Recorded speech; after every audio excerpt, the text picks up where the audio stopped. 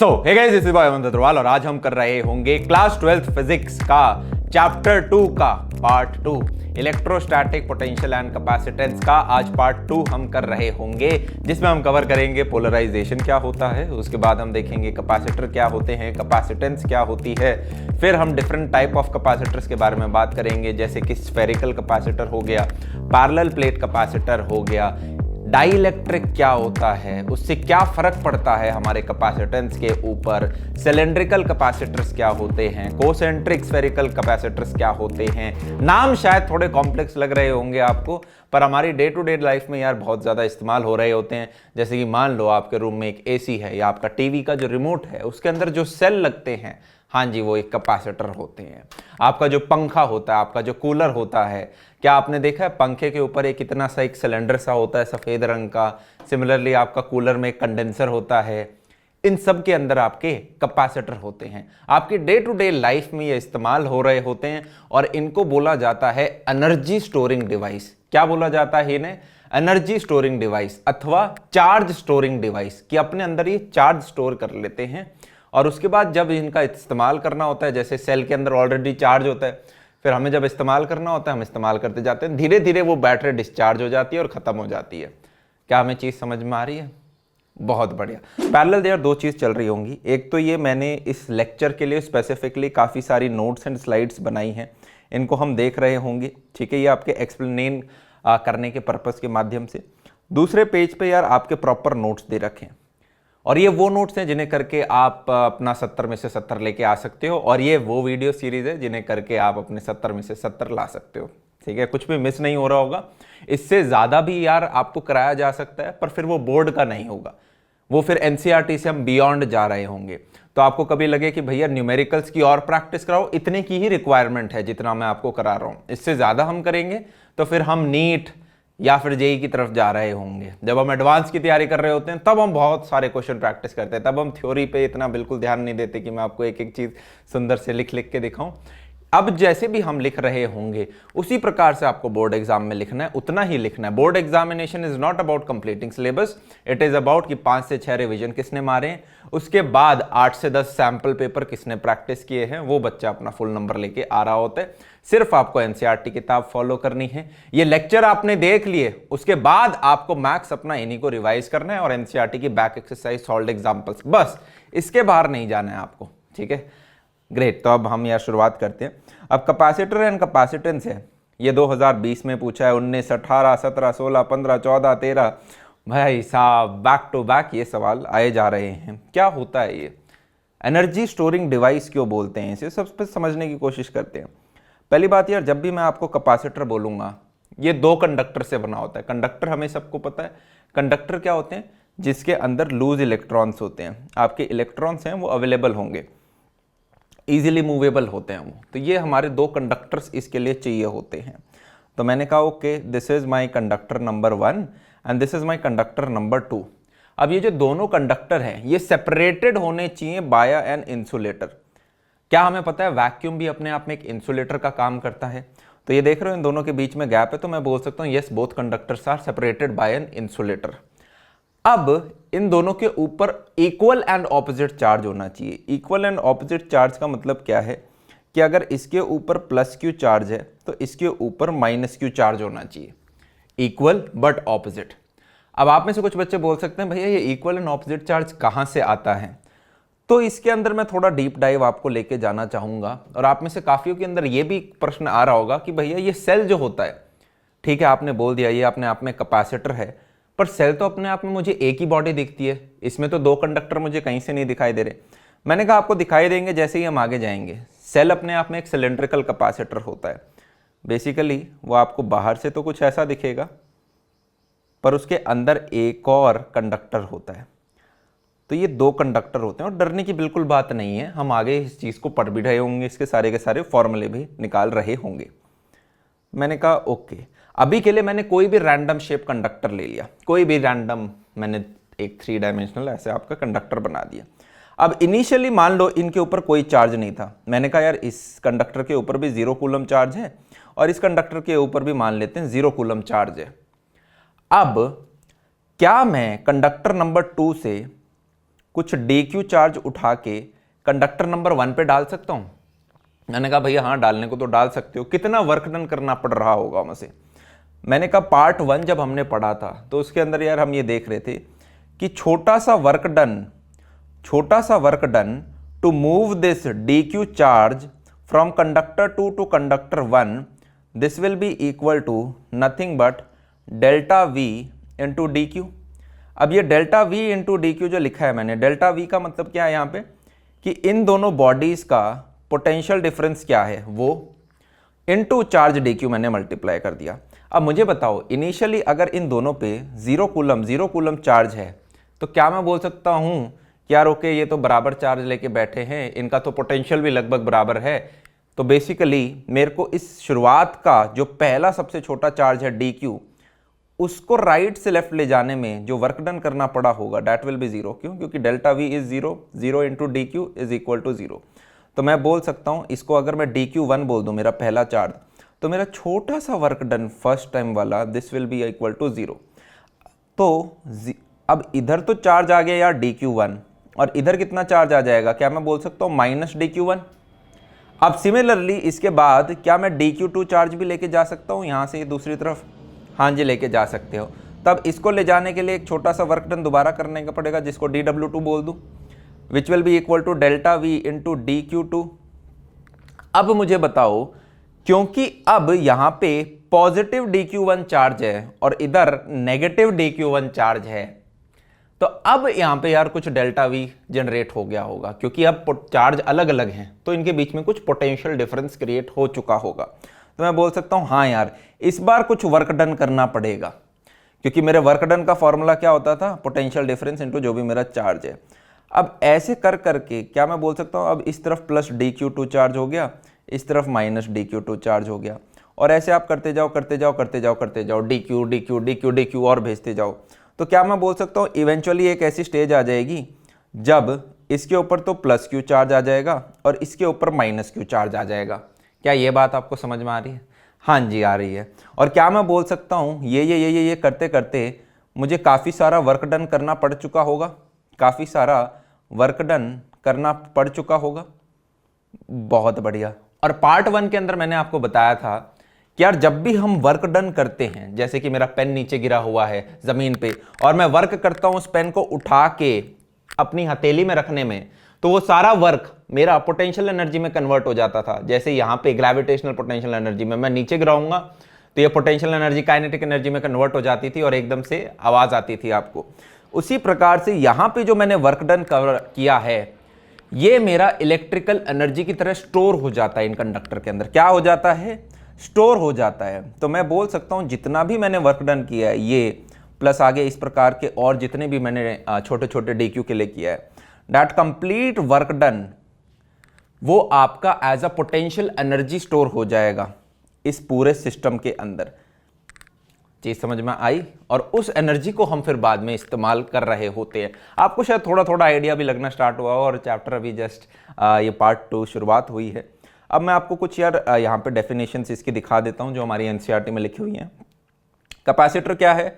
It is a system of 2 conductors separated by an insulator. वही 2 conductor होंगे, बीच में हवा की वजह से इंसुलेटर या कोई और दूसरा इंसुलेटर से सेपरेटेड होंगे, which is use to store electrical energy slash charge. Electrical energy store करता है अथवा चार्ज स्टोर कर रहा होता है अपने अंदर, एक ही बात है, दोनों सेम ही चीज है। The 2 conductors have Q plus minus Q charge. अब यार एक चीज याद रखें, ये अपने आप में एक कैपेसिटर है। यस, इस रेड बॉक्स के अंदर मैंने जो बनाया कैपेसिटर है, इस कैपेसिटर का चार्ज क्या है? क्या मैं उसका चार्ज प्लस क्यू बोलूं या माइनस क्यू बोलूं? अब बाय डिफॉल्ट हमने यार जो एक अजम्पशन मान रखा है थ्रू आउट वर्ल्ड वो ये कि हम हमेशा उसको पॉजिटिव वाले से रिप्रेजेंट करेंगे। तो मैं यहां बोल रहा हूं कि इस कैपेसिटर के ऊपर प्लस क्यू चार्ज है, इस कैपेसिटर के ऊपर प्लस क्यू चार्ज है, माइनस क्यू चार्ज नहीं बोलेंगे कि यार प्लस क्यू चार्ज चढ़ रखा है इसके ऊपर। चीज समझ में आ गई? मैंने कहा यस, वो यहां पे आपको बता रखा है। Okay, the electric field in the region between the conductors is proportional to the charge. हाँ जी, ये बात तो बिल्कुल सही है। क्या कह रहा है ये कह रहा है कि अगर ये चार्ज बड़ा होगा तो इनके बीच में जो इलेक्ट्रिक फील्ड होगी वो बड़ी होगी। क्या हमें इलेक्ट्रिक फील्ड के बारे में ये पता है कि वो पॉजिटिव टर्मिनल से तो ओरिजिनेट होती हैं और नेगेटिव टर्मिनल में आपका टर्मिनेट हो जाती हैं। तो उसी प्रकार से यहां से तो आपकी इलेक्ट्रिक फील्ड निकल रही होंगी और नेगेटिव वाले में टर्मिनेट हो रही होंगी। तो अब जितना चार्ज ये बड़ा होगा उतनी मेरी इलेक्ट्रिक फील्ड बुलंद होगी। तो मैंने कहा हाँ, ये चीज़ भी मुझे समझ में आ रही है, लॉजिक इसके पीछे। फिर आपको बोला गया है the potential difference between the conductors, इन दोनों के बीच में जो पोटेंशियल डिफरेंस है delta V is the work done in taking one positive unit charge from one conductor to another. अब मैंने कहा यार पोटेंशियल डिफरेंस की डेफिनेशन तो आपको पता ही थी क्या थी। पोटेंशियल डिफरेंस क्या होता था कि यार मैं इन्फिनिटी से एक यूनिट चार्ज को, पार्ट 1 में हमने पढ़ा था, एक यूनिट चार्ज को किसी भी एक पर्टिकुलर पॉइंट ए तक लाता था in presence of some external electric field. तो जो मुझे वर्क डन करना पड़ता था उस एक यूनिट चार्ज को इन्फिनिटी से उस ए तक लाने में, उसको हम क्या बोलते थे, पोटेंशियल बोलते थे, उस पर पोटेंशियल डिफरेंस बोलते थे। और आपने ये भी पढ़ा था कि आप किसी भी पर्टिकुलर एक पॉइंट का पोटेंशियल नहीं निकाल सकते, हम हमेशा पोटेंशियल डिफरेंस निकालते हैं। ए और बी के बीच में क्या पोटेंशियल डिफरेंस होगा हम हमेशा सिर्फ वही निकाल पाते हैं। तो हाँ जी, इन दोनों के बीच में, कंडक्टर्स के बीच में जो पोटेंशियल डिफरेंस है वो क्या है कि अगर मैं यहां से एक यूनिट चार्ज उठा के दूसरी तरफ लेके जाता हूं तो जो मुझे वर्क डन करना पड़ रहा है वही मेरा पोटेंशियल डिफरेंस है इन दोनों के बीच में। आई गेस ये थ्योरेटिकल वाले जो बातें हैं ये सारी हमें समझ में आ रही होंगी, हमारे बेसिक कॉन्सेप्ट हमने इतने बना लिए हैं। ग्रेट। अब जो यार आपका कैपेसिटर होता है इसकी एक कैपेसिटेंस होती है, ठीक है, ये जो आपका कैपेसिटर है इसकी एक कैपेसिटेंस होती है। और कैपेसिटेंस का मतलब क्या है, ability to hold electric charge, ठीक है। तो हर जो आपका नेहा होती है उसके लिए आपका अंदर कुछ प्यार होता है, ठीक है, और प्यार क्या है, कैपेसिटेंस हो गई। बहुत गंदा एग्जांपल मैंने लिया यहाँ पर कैपेसिटेंस आपका क्या है, जैसे आप रेजिस्टेंस पढ़ते थे तो रेजिस्टेंस में रेजिस्टिविटी होती थी, रेजिस्टिविटी बताता था आपको, रेजिस्टेंस याद है, हमने 10th क्लास में भी थोड़ा सा पढ़ा था, कुछ ऐसा होता था। आई होप कुछ चीज़ें याद आ रही होंगी, नहीं आ रही तो भी कोई बात नहीं, आपका करंट इलेक्ट्रिसिटी के अंदर हम वापस उस चीज़ को पढ़ रहे होंगे। कैपेसिटेंस क्या है, ability to hold electric charge. तो अगर आपका, इसका एक फॉर्मूला क्या होता है यार, कैपेसिटेंस को हम C से रिप्रेजेंट करते हैं एंड इसका फॉर्मूला होता है Q/V। यहाँ पर Q क्या है, charge on capacitor, charge on capacitor, और V क्या है, V है पोटेंशियल डिफरेंस। पोटेंशियल नहीं है, क्या है, पोटेंशियल डिफरेंस है। किस किस के बीच में डिफरेंस है, अरे जो दो कंडक्टर होते थे उन दोनों के बीच का पोटेंशियल डिफरेंस है। मैंने कहा ये चीज समझ में आ गई। अब यार हमेशा है ना, रियल लाइफ में भी आपके कपल्स नहीं होते, क्या मैं बोल सकता हूँ, ऊपर जो कंडक्टर हमारे दो थे ये एक तरह से कपल है, this is my Rahul, this is my Neha, ठीक है, और दोनों अपने आप में कपल बना रहे हैं। पर संसार में काफ़ी सारे सिंगल लोग भी होते हैं, ठीक है, और हम देखेंगे कि वो सिंगल लोग भी अपने आप में कैसे एक कैपेसिटर का काम कर रहे होते हैं। कि मान लो ये अपने आप में एक कंडक्टर है, ठीक है, और हम सबसे पहले जो अपना कॉन्सेप्ट पढ़ रहे होंगे वो ये है भी यही, जो कि है आपका स्फेरिकल कैपेसिटर। स्फेरिकल कैपेसिटर में क्या होता है, आपके पास एक सिंगल स्फेरिकल शेल होता है, और ये सिंगल स्फेरिकल शेल है, अकेला कंडक्टर है। तो इसका साथी कहाँ है, इसकी नेहा कहाँ है, हमारी नेहा कहाँ होती है, सपनों में, इन्फिनिटी पे। उसी प्रकार से इसकी नेहा, इसका जो पार्टनर कंडक्टर है वो इनफाइनाइट पे है। हम मान लेते हैं कि इन्फिनिटी पे एक और कुछ बहुत बड़ा कंडक्टर होगा, बहुत दूर है, दिखाई नहीं दे रहा, दिखाई इसलिए नहीं दे रहा क्योंकि बहुत दूर है, पर है जरूर, ठीक है, उसको हम इसका पार्टनर कंडक्टर मान लेते हैं। और उस प्रकार से फिर आगे हम बोलते हैं कि यार इसके ऊपर प्लस क्यू चार्ज होगा और शायद उसके ऊपर नेगेटिव क्यू चार्ज होगा, और इन दोनों के बीच में सारी की सारी एनर्जी स्टोर हो रही होगी। जो भी हमारी कैपेसिटर के अंदर एक एनर्जी स्टोर होती है ना, जैसे आपका एक सेल क्या है, सेल अपने आप में कैपेसिटर है, बाहर एक सिलेंडर जैसा दिखता है, अंदर एक और छोटा सिलेंडर होता है, और उस छोटे सिलेंडर और बड़े सिलेंडर के बीच में सारी एनर्जी स्टोर हो रखी होती है। उसी प्रकार से यहाँ पे ऊपर जब हमने देखा तो ये कंडक्टर 1 और कंडक्टर 2 के बीच में ही सारी की सारी एनर्जी स्टोर हो रखी होती है। अब जब हम स्फेरिकल कैपेसिटर की बात करेंगे थोड़ी देर बाद में, तो इधर एक कंडक्टर तो यहाँ है और दूसरा कंडक्टर इन्फिनिटी पे है, तो सारा चार्ज छोटे कंडक्टर और बड़े कंडक्टर के बीच में ही हो रहा होगा। ठीक है, थ्योरेटिकल है, थोड़ा समझ में आगे समय आ रहा होगा। अब कैपेसिटेंस मैंने बता दी, it is the ability to hold electric charge. क्या मैं बोल सकता हूं अगर मेरी कैपेसिटेंस ज्यादा है तो मैं चार्ज भी ज्यादा ले पाऊंगा, मैं ज्यादा चार्ज स्टोर कर पाऊंगा, और ज्यादा चार्ज अगर स्टोर कर पाऊंगा तो वो तो अच्छी बात है ना, वो तो अच्छी बात है ना, क्योंकि मैं ज्यादा चार्ज स्टोर कर पा रहा हूं, वही काम है कैपेसिटर का। हाँ जी है। तो मैंने कहा कोई भी एक रैंडम आप जैसे कंडक्टर ले लो, और ये कंडक्टर है, और इसके ऊपर मैं इन्फिनिटी से कुछ dq चार्ज लेकर आता हूं और इसके ऊपर मैं चढ़ा रहा हूं, तो क्या हो रहा है उससे इसके around positive dq, positive charge इकट्ठा हो रहा है, पॉजिटिव चार्ज एक्यूमुलेट हो रहा है, एक्यूमुलेट हो रहा है। अब आप मुझे बताओ, इस छोटे से dq चार्ज को इन्फिनिटी से यहां तक लाने में क्या कुछ थोड़ा सा वर्क डन करना पड़ा होगा, और वो छोटा सा जो वर्क डन है उसका फॉर्मूला क्या है, v dq। ठीक है, इसे आप v dq लिख दो या फिर चाहे आप डेल्टा v dq लिख दो, एक ही बात है, हम पोटेंशियल डिफरेंस की बात करते हैं। हाँ जी, लिख सकते हैं। अब अगर ये वाली जो मैंने कंडक्टर बनाया है इसका पोटेंशियल हाई है, इसका पोटेंशियल डिफरेंस हाई है, तो क्या मैं बोल सकता हूं अगर v हाई है, अगर v हाई है तो वर्क डन भी हाई होगा, वर्क डन भी हाई होगा तो कैपेसिटेंस कम होगी। नहीं समझ में आया? मैंने कहा कि यार ये जो आपका कंडक्टर है इसका पोटेंशियल हाई है, पोटेंशियल हाई है, तो इन्फिनिटी से एक छोटा सा चार्ज यहां तक चढ़ाने में मुझे बहुत वर्क डन करना पड़ रहा होगा, बहुत ज्यादा मैं मेहनत कर रहा हूं, तब जाके इस पे एक छोटा सा dq चार्ज चढ़ पा रहा है। तो मैं कह रहा हूं अगर इतनी मेहनत लग पा रही है तो शायद मैं उतना चार्ज इस पे इकट्ठा नहीं कर पाऊंगा। हां जी, तो जब मेरा पोटेंशियल हाई होता है तो मुझे ज्यादा वर्क डन करना पड़ता है, जिसकी वजह से उसकी चार्ज चढ़ाने में ज्यादा जोर लग रहा है, तो मैं बोल सकता हूं उसकी कैपेसिटेंस कम हो गई कि वो अपने ऊपर कम चार्ज चढ़ा पा रहा है। वहीं पर एक ऐसा कंडक्टर है मान लो जिसका पोटेंशियल लो है, क्या है, पोटेंशियल लो है, तो क्या मैं बोल सकता हूं उसके ऊपर चार्ज चढ़ाने का वर्क डन भी कम होगा। अरे एक कंडक्टर है जिसका पोटेंशियल कम है तो मैं इन्फिनिटी से चार्ज लेकर आऊंगा और उस पर आसानी से चढ़ा दूंगा, मैं लेके आऊंगा इन्फिनिटी से, आसानी से चढ़ा दूंगा, मैं इन्फिनिटी से लेके आऊंगा और आसानी से चढ़ा दूंगा। तो क्या मैं बोल सकता हूं इसकी कैपेसिटेंस हाई है। हाँ, अब आप में से काफी बच्चों के एकदम से दिमाग में चढ़ रहा होगा, भैया ये इन्फिनिटी से ऐसे पकड़ के चार्ज लेके कैसे चढ़ा रहे हो, क्या खुद हाथ में लेके आप चार्ज लेके आ रहे हो और चढ़ा रहे हो? मैंने कहा नहीं नहीं नहीं नहीं नहीं नहीं, आगे आपको वो चीज पढ़ा रहे होंगे, पर अगर आपके अंदर जिज्ञासा जाग चुकी है तो मैं आपको थोड़ा सा बता देता हूं। जैसे ऊपर भी हमने कंडक्टर 1 और कंडक्टर 2 लिया था, और मैंने कहा था कि भाई कंडक्टर 2 से कुछ dq1 चार्ज आया होगा। कैसे आया होगा? मैंने कहा इस प्रकार से आया होगा कि मान लो मैंने एक सर्किट बना दिया, इधर एक बैटरी लगा दी, ठीक है, क्या मैं बोल सकता हूं ये इसका पॉजिटिव टर्मिनल, ये इसका नेगेटिव टर्मिनल। अगर ये पॉजिटिव टर्मिनल है तो ये पूरा यहां पे भी पॉजिटिव टर्मिनल, ये पॉजिटिव टर्मिनल, समझ रहे हो?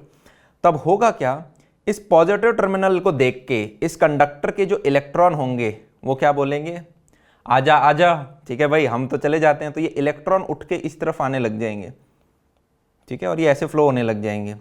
तो क्या मैं बोल सकता हूं इलेक्ट्रॉन यहां से जा रहा है, इलेक्ट्रॉन यहां से जा रहा है तो इसके ऊपर पॉजिटिव चार्ज चढ़ रहा है, यस, और ये इलेक्ट्रॉन जाएगा कहां पे, इसके ऊपर जाके गिर जाएगा, तो इधर नेगेटिव चार्ज बढ़ रहा है, इधर negative negative negative negative charge बढ़ रहा है। तो इस प्रकार से चार्ज का लेन देन किया जाता है। और यहां पे ये क्या है, ये पोटेंशियल डिफरेंस लगा दिया है, और पोटेंशियल डिफरेंस क्या होता है, एक यूनिट चार्ज को अगर मैं यहां से यहां पटकता हूं तो वो मेरा पोटेंशियल डिफरेंस होता था। आई होप हमें कुछ कुछ चीजें यहां पे थोड़ी थोड़ी क्लियर होती जा रही होंगी, ऑल्दो हमने अभी ढंग से शुरुआत भी नहीं करी है कैपेसिटर की, पर हमारे बेसिक्स थोड़े थोड़े बनते जा रहे होंगे, राइट। तो मैंने कहा ओके, तो अब हम कैपेसिटेंस थोड़ा बहुत पढ़ चुके हैं। अब इसमें नोटिस करो यार एक चीज, क्या नोटिस करना है कि यार इसका फॉर्मूला तो था क्या कि कैपेसिटेंस जो होता है वो Q बटा V होता है, yes, but it is independent of Q and V।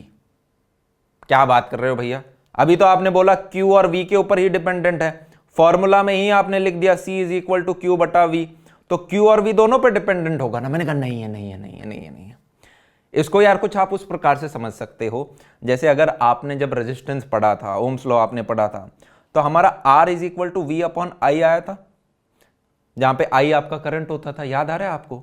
पर फिर भी जो रेजिस्टेंस है वो ना V पे डिपेंड करता था ना I पे डिपेंड करता था। अरे रेजिस्टेंस क्या है? बल्ब है, बल्ब के अंदर रेजिस्टेंस होता है।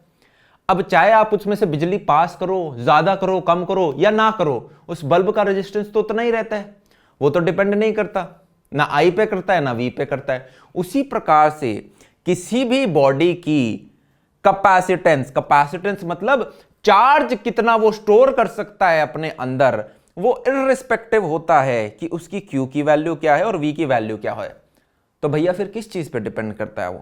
वो डिपेंड करता है, it only depends upon geometrical configuration, कि उसकी शेप कैसी है, क्या वो सर्कुलर है, क्या वो सिलेंड्रिकल है, क्या वो पैरेलल प्लेट टाइप है, उसकी साइज कितनी है, कितना बड़ा है वो, और जो आपके दो कंडक्टर हैं उनके बीच में ये दूरियां कितनी हैं, सेपरेशन कितना है, इन सब चीज़ों के ऊपर मैटर करता है। आई होप हमें ये चीज़ समझ में आ गई होगी। एमसीक्यू के अंदर अगर एज अ 1 मार्कर आता है तो हम अकॉर्डिंगली लिख पाएंगे, राइट?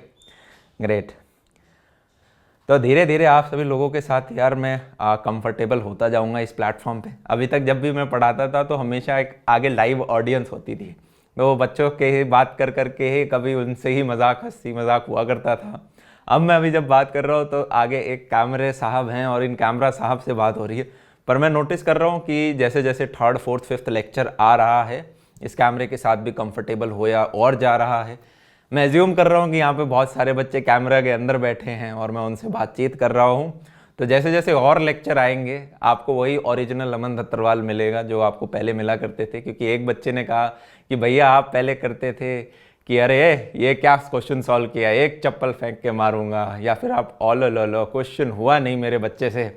ये सारी चीज़ें मिसिंग है। ऑल दो थोड़ी जो नए बच्चे उन्हें क्रीपी लग सकती है ये, पर आएंगे हम अपने नॉर्मल फॉर्मेट के अंदर विद समय। तो चलो नेक्स्ट एक क्वेश्चन कर लेते हैं। और ये क्वेश्चन करने से पहले हमें स्फेरिकल कैपेसिटर का यार क्वेश्चन है, तो पहले स्फेरिकल कैपेसिटर पढ़ लेते हैं। स्फेरिकल कैपेसिटर क्या होता है? It is an isolated spherical capacitor. ये है सिंगल आदमी, ठीक है। तो ये खुद अपने आप में तो कंडक्टर 1 है और इसका कंडक्टर 2, इसकी नेहा है सपनों में इन्फिनिटी के ऊपर। तो it consists of a single isolated hollow, अंदर से भी हॉलो है ये, metallic sphere. It stores energy in the region from its surface to infinity. देखा आपने मैंने जो कहा था कि यार पहला तो कंडक्टर ये खुद हो गया और दूसरा इसकी साथी कहां है, वो इन्फिनिटी पे है, वो इन्फिनिटी पे है। तो इट स्टोर्स एनर्जी, अपनी एनर्जी कहां स्टोर करता है ये? In the region from its surface to infinity, कि ये वाला जो सरफेस है से लेके इन्फिनिटी, ये वाला जो पूरा रीजन है, ये वाला जो पूरा रीजन है, इसके अंदर आपकी एनर्जी स्टोर होती है। क्या हमें ये चीज समझ में आई यहाँ पे? मैंने कहा यस, आ गई। तो ये कह रहा है consider a hollow metal sphere, ये अंदर से हॉलो है यार, खोखला है ये, जिसका चार्ज Q है एंड रेडियस R है। इसके ऊपर चार्ज तो Q है जो कि यूनिफॉर्मली डिस्ट्रीब्यूट कर दिया हमने इसके ऊपर, और इसकी रेडियस हमने R ले रखी है। The potential at it surface can be written as, ये पूछ रहा है। चलो अब इसका बेसिकली हमें यार कैपेसिटेंस निकालना है, जो ये फॉर्मूला है किस प्रकार से निकाल सकते हैं। मैंने कहा ओके थोड़ी सी जगह दे दो, हम अभी निकाल लेंगे इसको। तो मान लो ये मेरा स्फेरिकल वही आइसोलेटेड कैपेसिटर कंडक्टर हो गया, ठीक है। इसके ऊपर मेरा पॉजिटिव चार्ज चढ़ा हुआ है, बहुत बढ़िया। ये इसका सेंटर है और ये इसकी रेडियस R हो गई।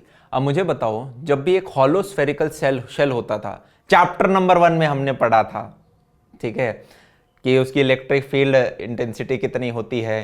चैप्टर नंबर 2 में हमने पढ़ा था पार्ट 1 के अंदर कि यार आपका पोटेंशियल क्या होता है एक स्फेरिकल शेल की वजह से। तो आई गेस हमें याद होगा कि V इक्वल टू हमारा KQ/R होता है। यस, किसके लिए? आपका हॉलो स्फेरिकल शेल के लिए, हॉलो स्फेरिकल शेल के लिए। हाँ भैया ये मेरे को पता है। अब V अगर मुझे पता है, और अभी मैंने थोड़ी देर पहले पढ़ा है कि C is equal to Q/V होता है, राइट। और आपको चार्ज Q भी बता रखा है कि इसके ऊपर यार +Q चार्ज चढ़ा हुआ है। V आपने इधर से निकाल सकते हैं। तो क्या मैं बोल सकता हूँ C इक्वल टू मेरा क्या हो जाएगा, Q अपॉन के क्यू बटा R। तो क्या Q और Q कट नहीं जाएगा? ये R तो चला गया ऊपर और नीचे रह गया K। K अपने आप में क्या होता था यार? ये होता था 1/4πε0। तो क्या मैं बोल सकता हूं कैपेसिटेंस इक्वल टू क्या हो गया? 4πε0 R। तो ये मैंने कैपेसिटेंस निकाल दी हमारे स्फेरिकल कैपेसिटर के लिए, स्फेरिकल कैपेसिटर के लिए C इक्वल टू 4πε0 R। अब यहां पे आप देखो प्रूफ भी मिल जाएगा आपका। हमारा फॉर्मूला C का क्या था? Q बटा V। और मैंने आपको क्या कहा था कि ना तो चार्ज पे डिपेंडेंट होगा ना पोटेंशियल पे डिपेंडेंट होता है क्या? कैपेसिटेंस। और जब अब पहला आपका फॉर्मूला निकल के आया है 4πε0 R, आप देख भी सकते हो ना Q पे डिपेंडेंट है ना V पे डिपेंडेंट है।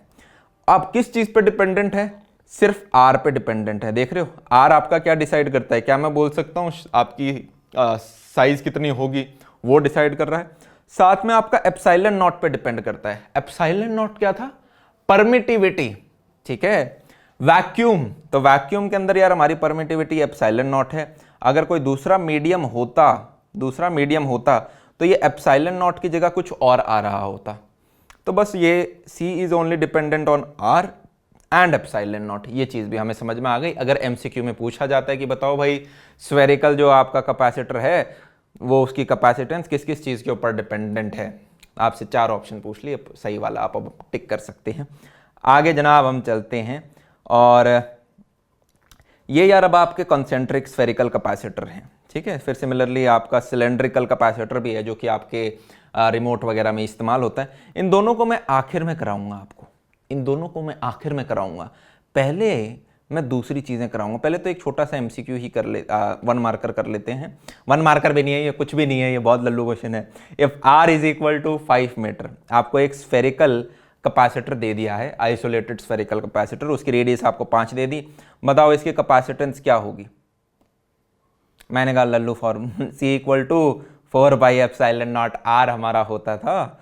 तो 1/4πε0 की 4πε0 की हमें पता है 9 × 10⁻9 होता है।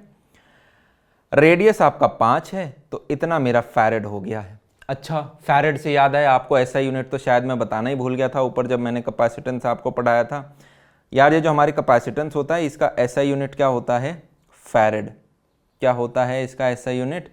इसका SI यूनिट होता है फैरेड। F से रिप्रेजेंट करते हैं हम इसे। और फैरेड अपने आप में काफ़ी बड़ी क्वांटिटी होती है। जैसे कूलम का मैंने बताया था, 1 कूलम बहुत बड़ा चार्ज होता है। कितना चार्ज होता है? पहले चैप्टर में 6.25 × 10⁻18 इलेक्ट्रॉन्स होता है। उसी प्रकार से फैरेड भी एक बड़ी क्वांटिटी, तो आपको मैक्सिमम यूँ दिख रहा होगा। माइक्रो फैरेड में आपकी सारी यूनिट्स आपको न्यूमेरिकल्स के दौरान दिख रही होंगी, डरना मत, है ना। अब नेक्स्ट चीज़ के ऊपर आते हैं यार। अच्छा, नेक्स्ट चीज़ के ऊपर आने से पहले, अब ये जो हमने यार स्फेरिकल कैपेसिटर पढ़ा, आप में से वाफियों के दिमाग में आ सकता है भैया स्फेरिकल कैपेसिटर पढ़ चुके, तो अब अलग अलग टाइप के कैपेसिटर क्यों हैं? सिलेंड्रिकल क्यों हैं? पैरेलल प्लेट कैपेसिटर क्यों हैं? ये सारे हम अभी आगे पढ़ने वाले हैं। क्यों हैं ये? मैंने कहा क्योंकि यार जब हमारा स्फेरिकल कैपेसिटर सबसे पहले आया था इसके अंदर कुछ ड्रॉबैक्स थे। ड्रॉबैक्स क्या थे कि यार ये जब अकेला है, एक तो इसकी कैपेसिटेंस बहुत कम है, वेरी लो कैपेसिटेंस। लो कैपेसिटेंस मतलब कि यार ये चार्ज बहुत कम स्टोर करेगा अपने अंदर। क्यों चार्ज बहुत कम स्टोर करेगा अपने अंदर? इसलिए क्योंकि अगर आप इसका फॉर्मूला भी देखोगे 4πε0 R, ये जो वैल्यू निकल के आएगी 9 × 10⁻9, ये ऊपर जब न्यूमरेटर में जाएगा बहुत कम कैपेसिटेंस ये स्टोर कर पा रहा है। इसके पीछे कारण क्या है? कारण ये है कि एनर्जी इज नॉट बाउंडेड। इसकी रेडियस इसके सरफेस से लेके इंफिनिटी तक के बीच में सारी एनर्जी डिस्ट्रीब्यूट हो गई है। मान लो आपके रिमोट में जो सिलेंड्रिकल आपका कैपेसिटर है, सेल है आपका, उसके अंदर कुछ एनर्जी है, उसके अंदर कुछ चार्ज स्टोर्ड है, वो छोटी सी दूरी में उतना कुछ चार्ज स्टोर्ड है।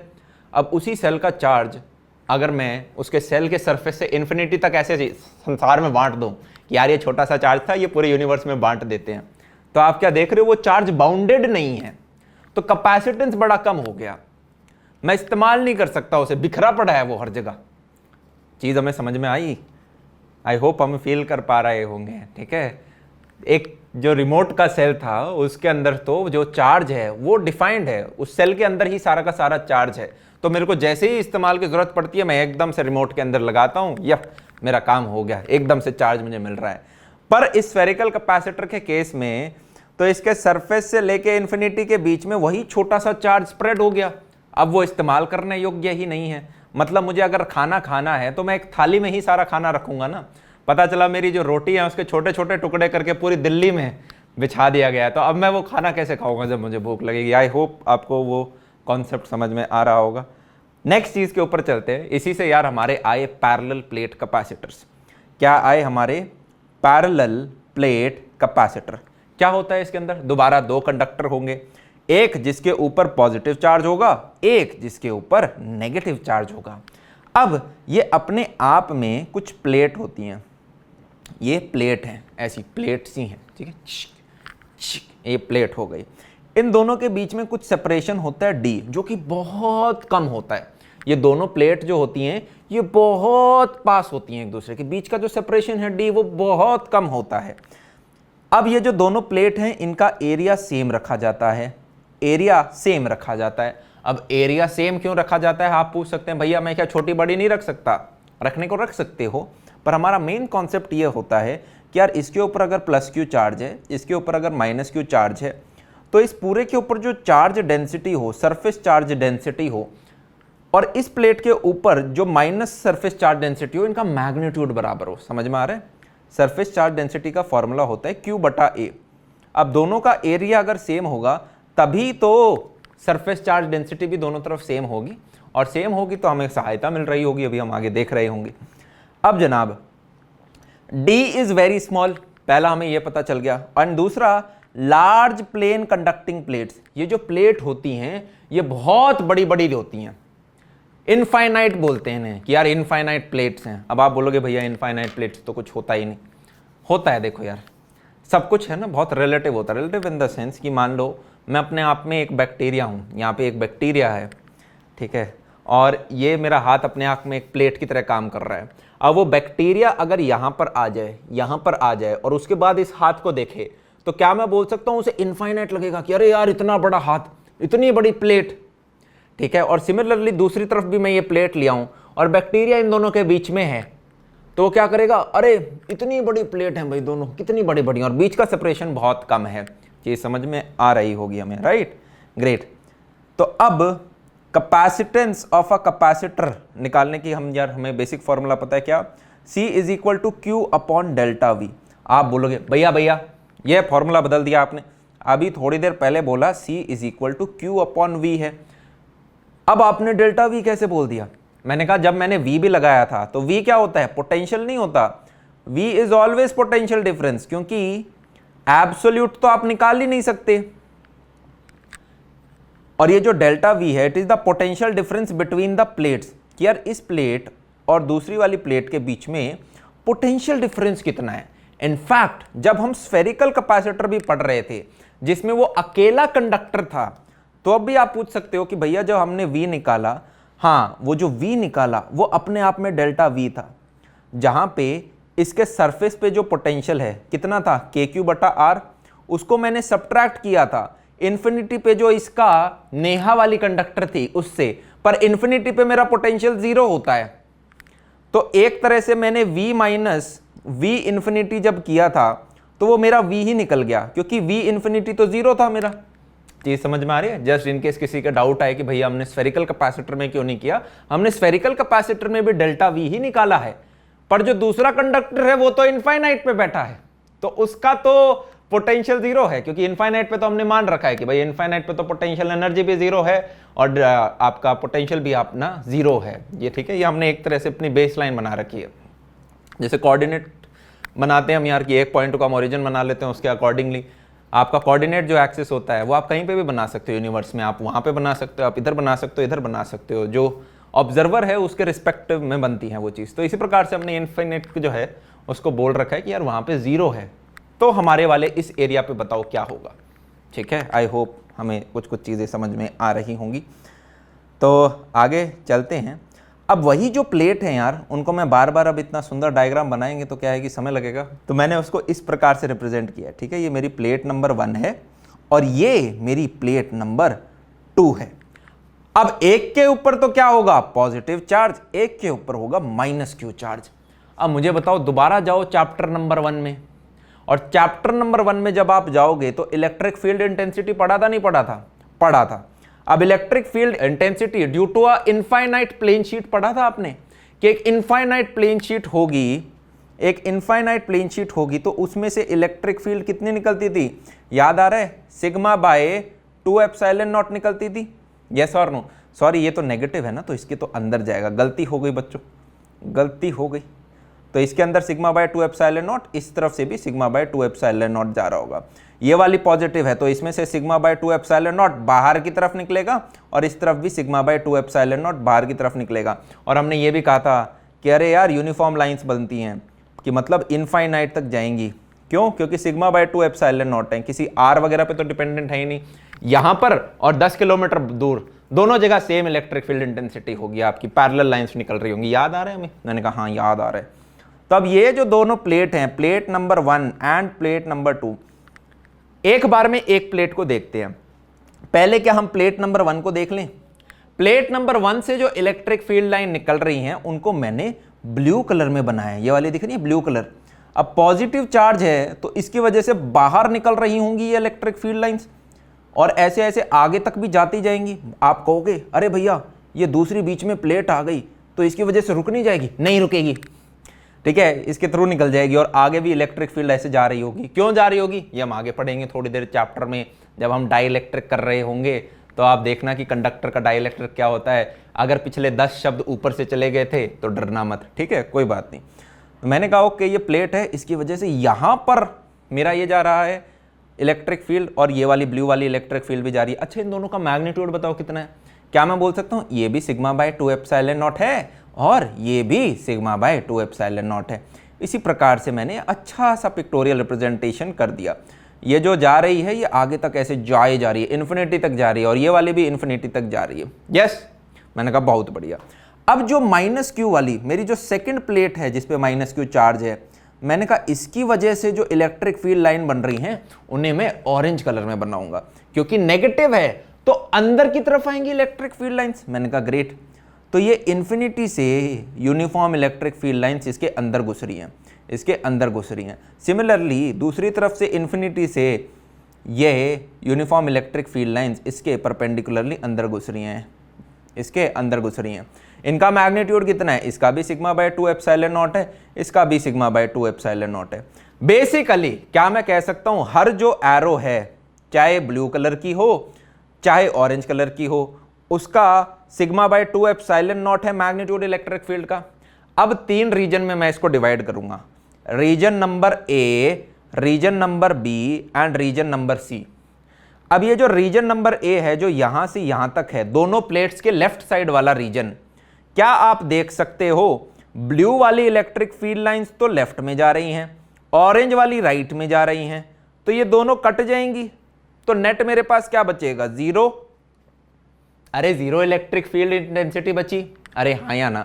मैंने कहा ऑरेंज वाली जो राइट में जा रही थी और ब्लू वाली जो लेफ्ट में जा रही थी दोनों का मैग्नीट्यूड सेम था तो कट गई तो 0 बचा। मैंने कहा ओके। अब बी रीजन की बात कर लेते हैं। बी रीजन कौन सा है? जो दोनों प्लेट्स के बीच में है। अब यहां पर अगर आप देखोगे तो ऑरेंज वाली राइट डायरेक्शन में जा रही है और ब्लू वाली भी राइट डायरेक्शन में जा रही है और दोनों का magnitude sigma by 2 epsilon not, sigma by 2 epsilon not.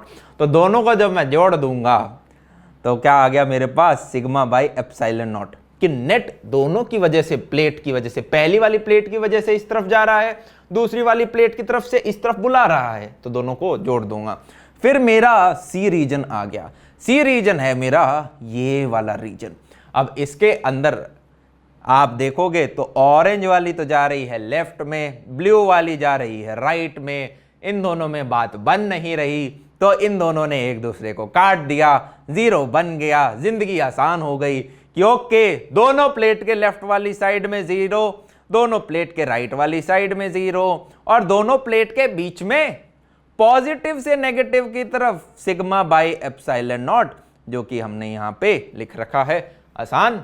मैंने कहा हाँ जी आसान। सिग्मा यहां पे क्या था? क्या कह रहे हो, रामायण खत्म हो गई, अब पूछ रहे हो राम कौन था? ये है हमारी सरफेस चार्ज डेंसिटी। आई होप हमें सबको पता ही होगा क्या है ये, चार्ज डिवाइडेड बटा टोटल एरिया।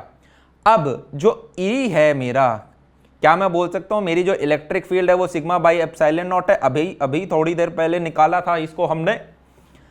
अब मैंने एक और फॉर्मूला भी पढ़ा था। क्या पढ़ा था? चैप्टर नंबर 1 के अंदर, सॉरी चैप्टर नंबर 2 का पार्ट 1 के अंदर, क्या कि electric field is equal to minus d V बटा R. Electric field is equal to minus d V upon R. भैया आर बोल रहे हो पर लिखा हुआ डी है। डी इसलिए लिखा है यार क्योंकि इन दोनों के बीच में जो आर था वो डी के बराबर था ना, इन दोनों के बीच में जो सेपरेशन था वो डी के बराबर था। मैं बेसिकली क्या करना चाह रहा हूँ, मैं करना ये चाह रहा हूँ, मैं कह रहा हूँ अरे यार मेरे को प्लेट 1 पता है, प्लेट 2 पता है, मुझे ये पता है इन दोनों के बीच में जो इलेक्ट्रिक फील्ड है वो कितनी है, सिग्मा बाई एप्सिलॉन नॉट है। अब मुझे निकालना क्या है? अरे यार मुझे कोई इनके बीच का डेल्टा वी बता दो यार, पोटेंशियल डिफरेंस बता दो। क्यों बता दो? जिससे कि मैं कैपेसिटेंस निकाल लूं। अरे कैपेसिटेंस का फॉर्मूला क्या होता था? Q बटा V होता था। अरे यार Q तो मुझे पता है कि प्लेटों के ऊपर चार्ज कितना चढ़ रखा है, बस कहीं से V और पता चल जाए ना मुझे, तो मैं कैपेसिटेंस निकाल सकता हूं। अच्छा ये V कैसे निकालूं? क्या मैं इस इलेक्ट्रिक फील्ड की सहायता से निकाल सकता हूं? हाँ जी। तो हम क्या करेंगे अब? मैंने कहा यार आपको इलेक्ट्रिक फील्ड तो पता चल गई है, अब इस इलेक्ट्रिक फील्ड की सहायता से समहाउ पोटेंशियल डिफरेंस निकालेंगे। पोटेंशियल डिफरेंस निकाल के उसको मैं यहां सब्स्टिट्यूट करूंगा तो कैपेसिटेंस निकल जाएगा। तो ये करने के लिए, इलेक्ट्रिक फील्ड का इस्तेमाल करने के लिए हमें ये फॉर्मूला यूज करना पड़ेगा। This formula was what? E is equal to minus d V बटा आर। आर मेरा यहां पे D के बराबर है। D is what? D is the separation between the two plates. तो क्या मैं बोल सकता हूं अगर मैं इसका मैग्नीट्यूड लूंगा दोनों तरफ तो ये नेगेटिव साइन हट जाएगा तो dv बटा d हो जाएगा। dv बेसिकली क्या होता है? छोटा सा पोटेंशियल डिफरेंस। क्या मैं उसको डेल्टा वी भी बोल दूं?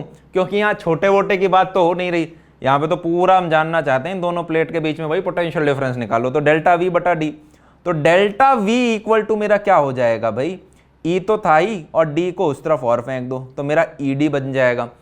अब इलेक्ट्रिक फील्ड कितना है मेरा? Q upon A epsilon not. ठीक है, आप बोलोगे भैया सिग्मा बटा एप्सिलॉन नॉट है। एक ही बात है यार, इस सिग्मा को मैंने जब खोल दिया तो वो Q अपॉन ए हो गया।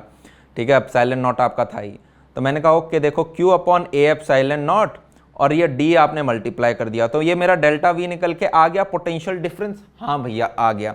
अब मैं क्या कहूँगा? वही जो करना था, कैपेसिटेंस निकाल लूंगा। Q पता है, डेल्टा V पता है, बस कर लो दुनिया मुट्ठी में। तो Q अपॉन डेल्टा V जो यहां निकाला था मैंने उसको मैं यहां लेके आ जाऊंगा। Q और Q मेरे कट गए, क्या बचा? एप्सिलॉन नॉट A बटा D, और ये मेरा कैपेसिटेंस निकल गया है। किसका? पैरेलल प्लेट कैपेसिटर्स का। और फिर से नोटिस करो, क्या ये जो मेरी कैपेसिटेंस निकला है ये ना तो Q के ऊपर डिपेंडेंट है ना V के ऊपर डिपेंडेंट है, ना तो ये Q के ऊपर डिपेंडेंट है ना ये V के ऊपर डिपेंडेंट है। ये किसके ऊपर डिपेंडेंट है? ये तो जनाब D के ऊपर, कि इन दोनों प्लेटों के बीच में नजदीकियां कितनी हैं और दूरियां कितनी हैं उस पर डिपेंडेंट है। एरिया पे डिपेंडेंट है कि प्लेट कितनी बड़ी बड़ी हैं, और एप्सिलॉन नॉट पे डिपेंडेंट है कि यार किस मीडियम में है, वैक्यूम में है या बाहर हैं। भैया ये जो वैक्यूम का तो आपका समझ में आ रहा है, आप बार बार एप्सिलॉन नॉट लिख देते हो, कल को कोई दूसरा मीडियम आ गया तो क्या लिखेंगे? मैंने कहा चैप्टर खत्म थोड़ी ना हो गया, अभी आगे सारी चीजें आ रही होंगी, आपके डाउट सॉल्व हो रहे होंगे। तो नोट करो, capacitance depends only upon dimensions of conductor, और यहां पर ये जो एरिया है ये बहुत बड़ा है as compare to this D। This area is very big as compare to this D। ठीक है, ये ध्यान रखें। अब एक नन्ना मुन्ना सा क्वेश्चन कर लेते हैं। क्वेश्चन क्या कह रहा है कि आपके पास दो पैरेलल प्लेट्स हैं।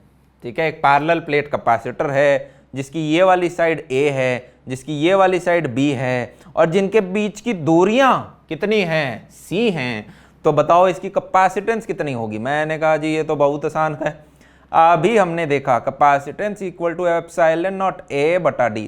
भैया ये फॉर्मूले रटने हैं क्या? ऑब्वियसली रटने हैं, बोर्ड में आता ही कितना है, और ये तो कंपटीशन के लिए भी बहुत इंपॉर्टेंट है। तो मैंने कहा ओके एप्सिलॉन नॉट A कितना होगा यार? मैंने कहा A is the area of this plate. Area of this plate क्या है? A इंटू बी ही तो है, तो मैंने कहा AB आ गया, और नीचे जो डिस्टेंस D है, D की जगह मैं क्या डाल दूंगा? C। तो ये मेरी कैपेसिटेंस निकल के आ गई। प्रश्न डन, पैसा हजम। ठीक है, नेक्स्ट एक और कर लेते हैं। आपको दो सर्कुलर प्लेट दे दी, भैया सर्कुलर प्लेट आ गई, क्या ये अलग टाइप का क्वेश्चन है क्या? मैंने कहा नहीं, सेम क्वेश्चन है। क्या बोला था? इनफाइनाइट प्लेट्स हैं। अब उस बैक्टीरिया को थोड़ी ना पता है, बैक्टीरिया जो इस प्लेट के पास बैठा है, इस हाथ के पास जो बैठा है, उसको थोड़ी ना पता है, वो तो इनफाइनाइट तक देख ही नहीं पा रहा, वो तो इसके कोने तक देख ही नहीं पा रहा, उसके लिए तो पैरेलल हो या सर्कल हो फर्क ही नहीं पड़ रहा। तो this is also a parallel plate capacitor. समझ में आ रहा है? डर मत जाना कि यार ये तो सर्कल आ गया, लगता है कोई नया। नहीं नहीं, दिस इज द सेम। अब इसकी रेडियस आपको आर दे रखी है, तो दूसरे की रेडियस भी आर दे रखी है, ठीक है। इसके ऊपर मान लो कुछ प्लस क्यू चार्ज होगा, इसके ऊपर कुछ माइनस क्यू चार्ज होगा, पर उससे फर्क नहीं पड़ रहा है। एग्जामिनर कह रहा है आप कैपेसिटेंस बताइए ना। तो हमने कहा कैपेसिटेंस का फॉर्मूला होता है एप्सिलॉन नॉट ए बटा डी। किसका? पैरेलल प्लेट कैपेसिटर का। ये एप्सिलॉन नॉट ए बटा डी हर जगह मत लगा के आना, बस वहीं लगाना जब भी पैरेलल प्लेट कैपेसिटर आ रही हो। जैसे कि जब सिर्फ स्फेरिकल कैपेसिटर आ रहा हो तो क्या लगाओगे? Capacitance equal to 4 pi epsilon naught R. जब पैरेलल प्लेट आएगा तब ये लगाएंगे, जब सिलेंडर आएगा तो सिलेंडर का अलग डिराइव कर रहे होंगे हम, ठीक है यार। तो एरिया ही बदलेगा बस, एरिया मेरा क्या हो जाएगा? पाई आर स्क्वायर, क्योंकि भाई वो मेरे सर्कल का एरिया होता है पाई आर स्क्वायर, नीचे डिस्टेंस वही डी रहा। आई होप हमें ये चीज़ भी समझ में आ गई होगी। अब यार नोट्स में भी नज़र मार लेते हैं। ये पैरेलल प्लेट कैपेसिटर 2014 में पूछा गया था, ठीक है, वही है। मैंने प्लेटें ऐसे बनाई थी, जनाब ने प्लेटें एनसीईआरटी में ऐसे बना रखी हैं, कोई फ़र्क नहीं पड़ता, उससे बात एक ही है, ठीक है। सारी चीज़ करने के बाद इनका भी वही कैपेसिटेंस आया एप्सिलॉन नॉट ए बटा डी। मैंने ये पन्ना इसलिए खोला है जिससे कि आपको ये बता पाऊँ कि ओके फ्रिंजिंग इफेक्ट क्या होता है या फिर एंड इफेक्ट ऑफ फील्ड क्या होता है। अब देखो यार, जब हमने चैप्टर 1 में इनफाइनाइट शीट की वजह से इलेक्ट्रिक फील्ड निकाली थी, तो आपने देखा होगा हमने कहा था कि यार इससे यूनिफॉर्म इलेक्ट्रिक फील्ड निकलती हैं, पैरेलल होती हैं वो सारी की सारी। क्या होती हैं?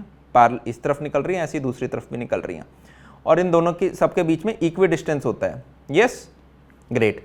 अब रियलिटी में जो कैपेसिटर होगा यार, ठीक है, वो इनफाइनाइट तो नहीं होगा यार, धरती से बड़ा नहीं होगा, वो छोटे छोटे ही होते हैं, पर हाँ एक बैक्टीरिया को लग रहा होगा कि बहुत बड़ा है। बेसिकली मेन फंडा क्या है कि वो इतने पास होते हैं कि this d is very very very less as compare to the area of this plate, right. अब होगा क्या कि वो प्लेट है इनफाइनाइट तक तो जा नहीं रही, तो ये जो कोने होंगे ना, देखो बीच में तो सीधी की सीधी जा रही है इलेक्ट्रिक फील्ड लाइंस, बीच में तो इलेक्ट्रिक फील्ड लाइन सीधी की सीधी तरफ आ रही हैं, पर कोनों में थोड़ी सी बेंड करेंगी। जैसे यहाँ से निकली तो रेडियली 90 डिग्री पे, पर फिर घूम के इसके अंदर रेडियली घुस गई, तो बस इसी को फ्रिंजिंग इफेक्ट बोलते हैं। क्या? The field line bend outwards at the edges, कि जो प्लेट की एजेस होंगी उस पे फील्ड लाइंस थोड़ी सी बेंड हो जाती हैं, इसी को हम क्या बोलते हैं? Fringing effect. तो अगर कुछ 1 मार्क का क्वेश्चन आ गया कि व्हाट इज फ्रिंजिंग इफेक्ट, तो आपको पता होगा कि यार नहीं, दिस कुछ नहीं होती, फील्ड लाइंस होती हैं जो कि bend outwards at the edges. मैंने कहा ओके। अब यार एक न्यूमेरिकल कर लेते हैं। तो ये एक इंपॉर्टेंट प्रीवियस ईयर क्वेश्चन है, फिर से प्रीवियस ईयर हम सारे कर रहे हैं। A capacitor of unknown capacitance, अच्छा जी, is connected to a battery of V volt. एक कैपेसिटर है, कैपेसिटर को मैंने ऐसे बना दिया 1 सेकंड के लिए, और ये एक बैटरी के साथ कनेक्टेड है, इसका कुछ V है और इसकी जो कैपेसिटेंस C है ये कुछ पता नहीं हमें अभी, ठीक है। The charge stored in it is 360 microcoulomb. तो चलो भाई अब पेन पकड़ ही लेते हैं हाथ में। तो ये कह रहा है कि भाई जो चार्ज है वो कितना है? 360 माइक्रोकूलम है। कैपेसिटेंस का हमें कुछ पता नहीं है। When the potential across the capacitor is reduced by 120 volt. अगर मैं पोटेंशियल को कम कर, इस केस में यार हमारा ये V था, ये C था, इसको हम बोल देते हैं केस 1। अब ये केस 2 में क्या कह रहा है कि if the potential across the capacitor is reduced by 120 volt, मतलब अब V की जगह V माइनस 120 वोल्ट है, तो ये कह रहा है then the charge stored in it becomes 120 microcoulomb. तो मेरा चार्ज यहाँ पे 120 माइक्रोकूलम हो जाता है। मैंने कहा जी ओके। अब मुझे ये बताओ क्या कैपेसिटेंस सेम रहता है या बदल जाता है? मैंने कहा जिस प्रकार से बल्ब का रेजिस्टेंस नहीं बदलता, चाहे उसमें से बिजली जाए नहीं जाए, रेजिस्टेंस आपका सेम रहेगा, उसी प्रकार से कैपेसिटेंस तो Q और V पर डिपेंड ही नहीं करता, वो तो शेप और डायमेंशंस पे डिपेंड करता है। तो मैं बोल सकता हूं क्या कि अगर यहां पर C था तो इधर भी कैपेसिटेंस C ही रहेगा। तो क्या मैं बोल सकता हूं C का फॉर्मूला क्या था? अरे Q बटा V था। तो पहले में तो क्या डाल दो? 360 बटा V, और यहां से क्या निकाल के डाल दो? कि यार this is equal to 120 upon v minus 120। अब जनाब बस इसको सॉल्व कर दो, काम खत्म, पैसा हजम। तो जैसे ही इसको आप सॉल्व करेंगे तो आपको v की वैल्यू मिल जाएगी। जैसे ये तो सीधा ही कट गया, 3 बटा कट गया, तो 3v minus 360 is equal to आपका ये v आ गया, तो v इक्वल टू 180 आ गया।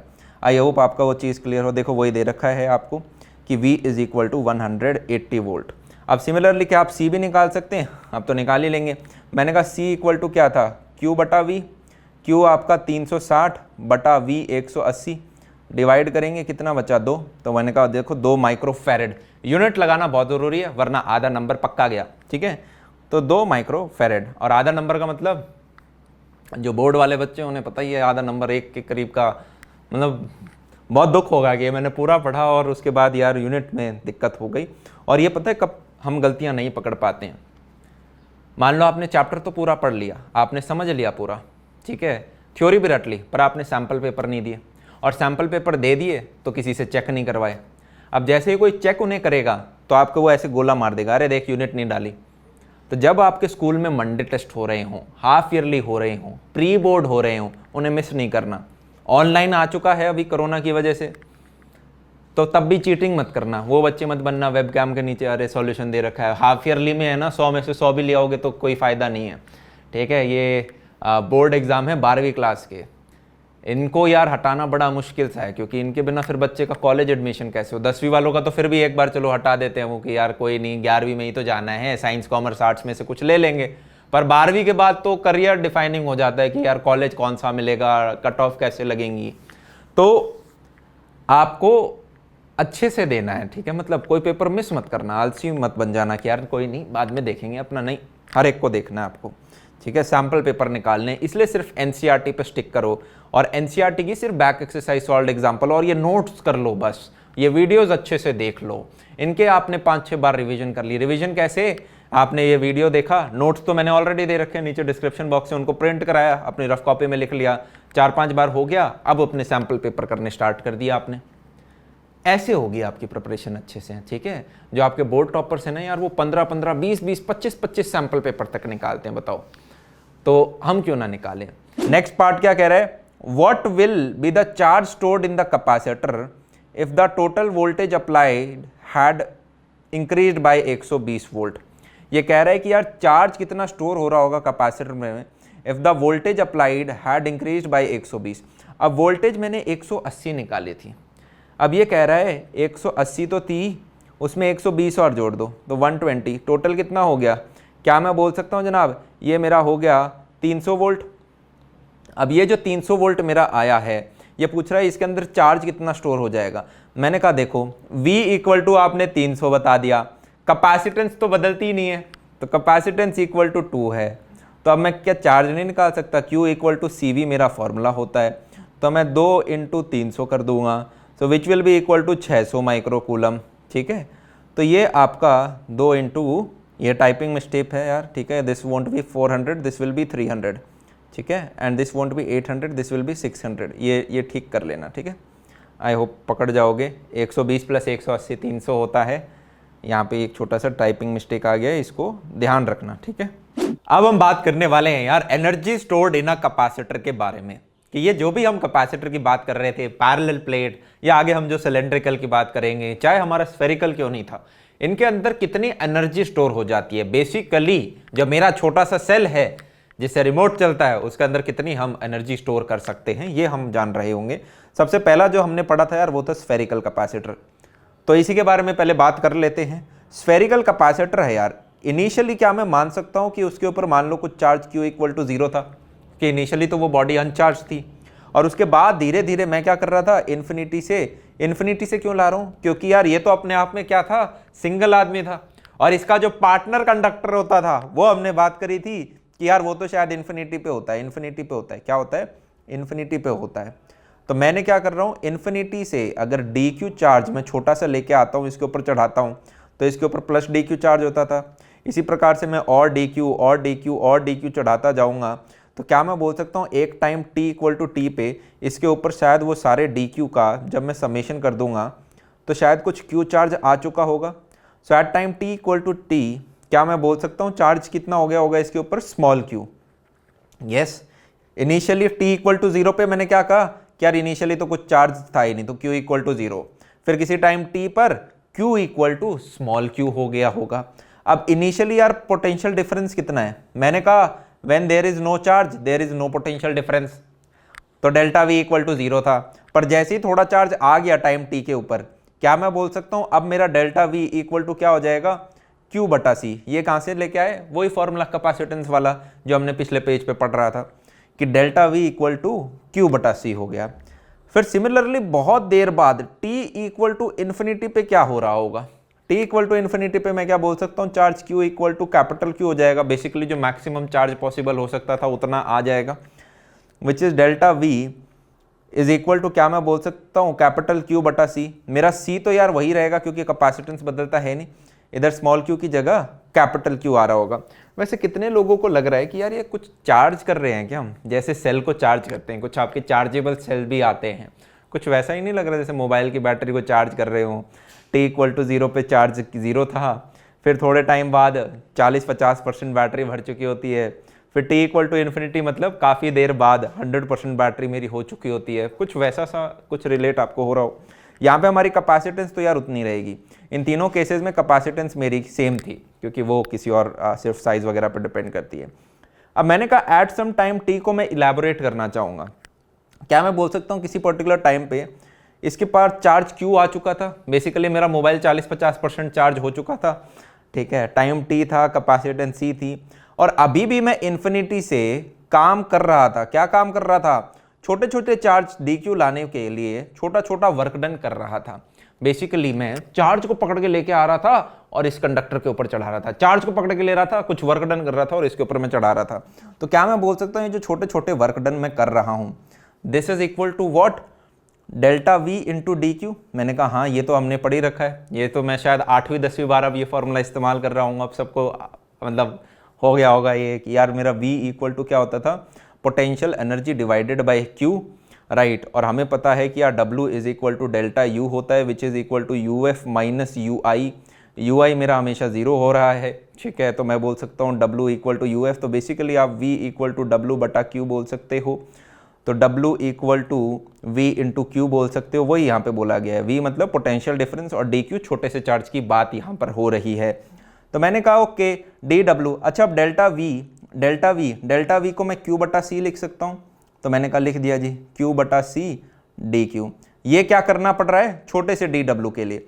तो टोटल मेरे को कितना एक्सटर्नल वर्क करना पड़ा होगा, मैंने कहा टोटल वर्क किसमें, जब मैं अपना चार्ज Q इक्वल टू 0 से कंप्लीट चार्ज कर रहा हूं इसको Q तक, कितना वर्क मेरे को करना पड़ गया होगा वो सारे छोटे छोटे dq लेके आने में। तो मैं बोल सकता हूं यार ये जो C है 1/c को तो बाहर निकाल लो क्योंकि ये कांस्टेंट टर्म है, अंदर मेरा क्या बच जाएगा, ये Q dq बच जाएगा, और मेरी लिमिट्स जाएंगी चार्ज 0 से लेके चार्ज Q तक। जैसे ही मैं ऐसे करूंगा तो क्या आपको फील आ रही है, ये क्या बच जाएगा मेरे पास, q² बटा 2। इसमें जैसे ही आप लिमिट डालोगे 0 से लेके कैपिटल Q, तो आपके पास बच जाएगा कैपिटल Q² बटा 2c। तो ये मेरा work done by external agent हो गया, ठीक है। अब यार मुझे ये बताओ, क्या हमें ये भी पता है Q equal to CV formula होता है कैपेसिटेंस का, Q इक्वल टू CV हमारा फॉर्मूला होता है। अब जो मैंने work done by external agent का फॉर्मूला निकाला Q² बटा 2c, ये रट लेने आपको, ठीक है। क्या Q की जगह मैं CV डाल सकता हूँ, तो मेरा ये क्या बन जाएगा, Q² की जगह मेरा बन जाएगा C² V²। C² V² में एक स्क्वायर ये C से काटा तो मेरा एक और फॉर्मूला बन गया हाफ CV²। अब मुझे ये भी पता है कि कैपेसिटेंस इक्वल टू क्या होता है यार, this is nothing but Q बटा V। भैया कर क्या रहे हो, अरे यार वही बार बार फॉर्मूला सेम है, उसे अलग अलग तरीके से लिख के इस्तेमाल कर रहा हूँ। तो मैंने कहा यार जो मेरा Q² बटा 2c है, इसे मैं ऐसे लिख सकता हूँ ना, Q² बटा 2c, Q को अलग अलग तोड़ दो, Q बटा 2 और ये Q बटा c। इस Q बटा c को क्या मैं V लिख सकता हूँ, तो मेरे पास ये फॉर्मूला आ जाएगा 1/2qv।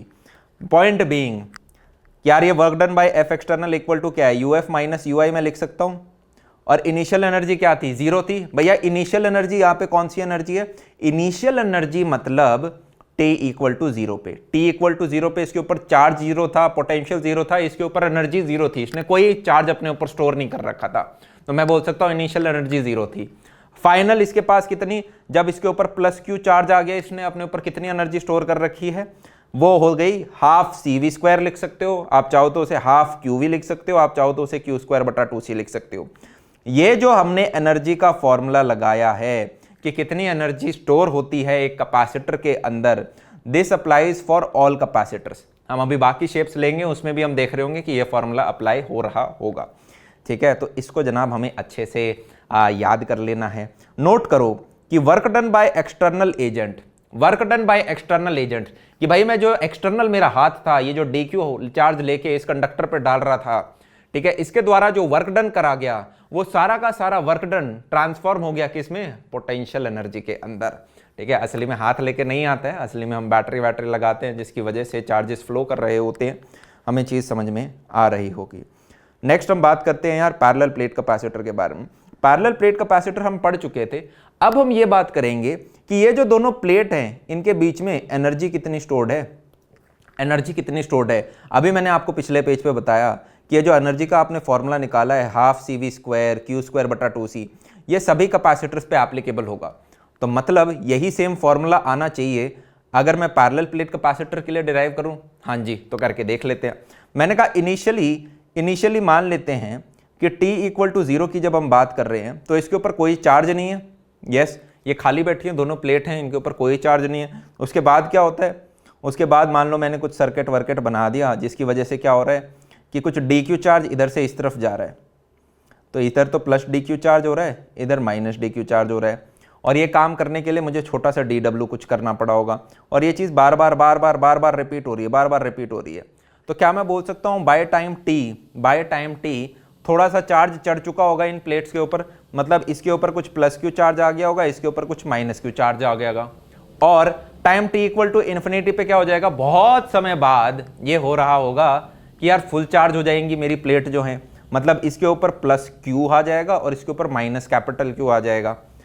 अब कैपेसिटेंस तो यार तीनों स्टेजेस में क्या मैं बोल सकता हूँ मेरी सेम रहेगी, क्योंकि वो तो डिपेंड करती नहीं कि टाइम पे या चार्ज पे या पोटेंशियल पे, तो मैंने कहा कैपेसिटेंस तो तीनों पे सेम रहेगा।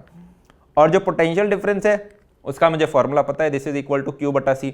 भैया ये आपको फॉर्मूला कहाँ से, मैंने कहा C=Q/V हमने पढ़ रखा है कैपेसिटेंस का, वही हमने यहाँ पे लिखा हुआ है। जब फुल चार्ज हो जाएगा तो डेल्टा V मेरा क्या हो जाएगा, it will be capital Q/C। मैंने कहा ये बेसिक चीज़ें मेरे अब समझ में आने लग गई हैं। अब मैंने कहा हम स्टडी कर लेते हैं किसको, एट टाइम T क्या हो रहा होगा। एट टाइम T क्या मैं बोल सकता हूँ जनाब, क्या इसके ऊपर प्लस Q चार्ज आ चुका होगा, इसके ऊपर वही माइनस Q चार्ज आ चुका होगा। ये जो पूरी प्लेट है इस पे यूनिफॉर्मली पॉजिटिव चार्ज ऐसे डिस्ट्रीब्यूटेड होगा, ये वाली जो प्लेट है इस पे नेगेटिव चार्ज ऐसे यूनिफॉर्मली डिस्ट्रीब्यूटेड होगा। और अब अगर मैं नेगेटिव प्लेट से कुछ DQ चार्ज इसके ऊपर डालता हूँ, कुछ DQ चार्ज और डालता हूँ, तो क्या मैं बोल सकता हूँ मुझे उसके लिए कुछ डी वर्क करना पड़ेगा, छोटा सा वर्क डन करना पड़ेगा। और ये जो छोटा सा वर्क डन करा है इसका फॉर्मूला क्या होगा, पोटेंशियल डिफरेंस किसके बीच में, potential difference between the two plates into DQ। मैंने कहा हाँ जी ये कह सकते हैं। तो मैंने कहा डेल्टा V को क्या लिख सकता हूँ, डेल्टा V को मैं लिख सकता हूँ Q/C। तो मैंने कहा ओके जी Q/C इंटू DQ। अब मैंने कहा ओके इंटीग्रेट कर दो इसको भी, इंटीग्रेट कर दो राइट साइड को भी, तो ये तो मेरा बन जाएगा work done by external agent. ठीक है, 1/C में बाहर लेके आ गया, अंदर मेरा बचा वही Q/DQ। लिमिट्स मेरी कहां से कहां तक कि इनिशियली तो कोई चार्ज नहीं था और बाद में मेरा कंप्लीटली टोटल चार्ज हो गया भाई। तो मैंने कहा ओके ये तो मेरा Q²/2C आ गया। अरे ये तो यही फॉर्मूला आ गया जो पहले निकाला था, Q²/2C। अरे यहाँ पर भी Q²/2C आया था, क्या बाकी सारी चीजें भी सेम आएंगी। मैंने कहा देखो यार work done by external agent क्या है मेरा, UF - UI। और क्या मैं बोल सकता हूँ इनिशियल एनर्जी 0। भैया इनिशियल एनर्जी कैसे 0, मैंने कहा इनिशियल मतलब टाइम T=0, टाइम T=0 पे चार्ज 0 था एंड पोटेंशियल डिफरेंस भी 0 था इन दोनों के बीच में। बेसिकली इन प्लेटों ने कोई चार्ज स्टोर ही नहीं कर रखा था अपने ऊपर, तो इनके अंदर एनर्जी ही 0 थी। तो मैं बोल सकता हूँ यार इनिशियल एनर्जी तो 0 है और फाइनल एनर्जी है ये मेरा वर्क डन के बराबर, बेसिकली जो Q²/2C के बराबर हो गया है। तो जितना भी मेरे एक्सटर्नल एजेंट ने काम किया एक प्लेट से दूसरे प्लेट में चार्ज ट्रांसफर करने में, जो कार्य मुझे करना पड़ा, वैसे असलियत में क्या होता है हम बैटरी लगा देते हैं, तो बेसिकली बैटरी को जो कार्य करना पड़ा, ठीक है, वो आपका हो गया किसमें, पोटेंशियल एनर्जी में store, as a potential energy store हो गया। तब मैं U = क्या बोल सकता हूं, वही सेम जो ऊपर आया था, u equal to q square बटा 2c। और इसी को अलग अलग तरीके से हम हाफ क्यू वी भी लिख सकते हैं, चीज़ों को सब्स्टिट्यूट करते करते हाफ सी वी स्क्वायर भी लिख सकते हैं। अब आप में से कभी कभी किसी का डाउट आता होगा, यार भैया जब एक फॉर्मूला है ऑलरेडी तो दो तो तीन तीन फॉर्म क्यों लिखते हैं इसकी, सिर्फ यही क्यों नहीं याद कर लेते, ये वाला और ये वाला रखने की ज़रूरत ही नहीं है। मैंने कहा ज़रूरत है, ये तीनों अलग अलग सिचुएशन में इस्तेमाल हो रहे होते हैं और हम इनका भी आपके देखेंगे भी क्या हो रहा होगा, ठीक है। जब आपका यार मैं इनफैक्ट क्वेश्चन ही कराऊंगा तभी आपको समझ में आएगा, ऐसे मैं बताऊंगा तो शायद आपकी वो चीज़ क्लिक ना हो रही हो, पर ये तीनों इंपॉर्टेंट हैं। कैसे तीनों इंपॉर्टेंट हैं अभी हम आने वाले न्यूमेरिकल्स में देख रहे होंगे। और ये पहला न्यूमेरिकल आता हुआ हमारे आंखों के सामने आपसे पूछा गया है, find work done to increase separation between the plates to 2D। आपके पास दो प्लेट्स हैं जो कि टोटली चार्ज हैं, इसके ऊपर प्लस क्यू चार्ज है, इसके ऊपर माइनस क्यू चार्ज है। बहुत बढ़िया बात, इनिशियली इन दोनों के बीच में सेपरेशन D है। मैंने इस वाली प्लेट को तो फिक्स कर दिया और मैंने कहा ये जो इनिशियल डिस्टेंस D था, अब दूसरी वाली प्लेट को मैं दूर ले जाऊं थोड़ा, ये जो D डिस्टेंस था इसका 2D कर दूं। तो ये D डिस्टेंस का 2D करने में क्या मैं बोल सकता हूं मुझे कुछ वर्क डन करना पड़ा होगा, वो बस बता दो कितना वर्क मुझे करना पड़ा होगा, कैसे निकालें। अब मैंने कहा क्या मैं बोल सकता हूं इनिशियली जब डिस्टेंस D था ये मेरी इनिशियल कंडीशन थी और जब डिस्टेंस मेरा 2D हो गया ये मेरा फाइनल कंडीशन हो गया। और मुझे पता है वर्क डन इक्वल टू क्या होता है, u फाइनल माइनस इनिशियल। तो मेरे को क्या करना है, जब प्लेटें दूर हैं, जब उनके बीच में डिस्टेंस 2D है, तब बता दो उनके अंदर कितनी एनर्जी स्टोर्ड है, वो हो गई UF। इनिशियली जब वो पास पास में थी तब उनके अंदर कितनी एनर्जी स्टोर्ड थी, वो UI हो गई। और इन दोनों का जो डिफरेंस होगा सब्ट्रैक्शन, वो मेरा वर्क डन हो जाएगा। मैंने कहा बहुत बढ़िया, समझ में आ गया ये तो मैंने कहा okay, work done by external कितना हो जाएगा, delta U which is equal to UF minus UI। और मैंने कहा U का अभी हमने फॉर्मूला पढ़ा था, क्या था, क्यू स्क्वायर बटा 2C था। क्या था, क्यू स्क्वायर बटा 2C था। अब यार मुझे ये बताओ कि कौन सा फॉर्मूला इस्तेमाल किया जाए, क्या क्यू स्क्वायर बटा 2C इस्तेमाल करें, क्या हाफ क्यू वी इस्तेमाल करें, या हाफ सी वी स्क्वायर इस्तेमाल करें। क्या मैं बोल सकता हूं कि यार ये वाला जो सिस्टम है ये अपने आप में एक आइसोलेटेड सिस्टम है। अब क्योंकि ये एक आइसोलेटेड सिस्टम है तो जो मेरा चार्ज है वो हमेशा सेम रहेगा। अरे हाँ या ना, पोटेंशियल का तो मेरे को पता ही नहीं है भाई कि क्या है, पोटेंशियल तो इनफैक्ट बदल जाएगा, जैसे ही हम पास हैं जैसे दूर जाएंगे वो चीज़ बदल रही होगी, पर जो मेरा चार्ज है वो मेरा सेम रह रहा होगा। हमेशा याद रखें जब भी आपका सिस्टम आइसोलेटेड है, आइसोलेटेड मतलब किसी और कंडक्टर से वो जुड़ा हुआ नहीं है, किसी सर्किट से वो जुड़ा हुआ नहीं है, तब हमारा चार्ज हमेशा सेम रहता है। और क्योंकि चार्ज सेम रहता है तो मैं कुछ इस प्रकार का यूज करूंगा जहां पे क्यू स्क्वायर, इसमें मेरा क्यू सेम है, मेरा सी तो हमेशा ही सेम रहता है, तो मैं इस वाली वैल्यू से प्रेडिक्ट कर सकता हूं, इस वाली चीजों से रिजल्ट निकाल सकता हूं। अगर मैं हाफ सी वी स्क्वायर को इस्तेमाल करता हूं तो वी का तो मेरे को कुछ अता पता ही नहीं है, सिमिलरली इसमें भी v का मेरे को कुछ अता पता ही नहीं है। तो मैंने यहाँ पे फॉर्मूला यूज किया क्यू स्क्वायर बटा 2C फाइनल। अब यार ये जो कैपेसिटेंस है, कैपेसिटेंस क्या सेम रहेगी भैया, अभी तो आपने बोला 2 सेकंड पहले सेम रहेगी। मैंने कहा कैपेसिटेंस सेम तब तक रहती थी जब तक आपकी शेप नहीं बदलती थी, जब तक आपका साइज नहीं बदलता था। अब यहां पे पहले तो थी ये पास पास में, अब इनके बीच में जनाब दूरियां थोड़ी बढ़ गई हैं। अब दूरियां अगर बढ़ गई हैं तो कैपेसिटेंस भी बदल जाएगी। अब कैपेसिटेंस का फॉर्मूला क्या होता था, अगर आपको याद आ रहा हो, कैपेसिटेंस होता था एप्सिलॉन नॉट A बटा D, राइट।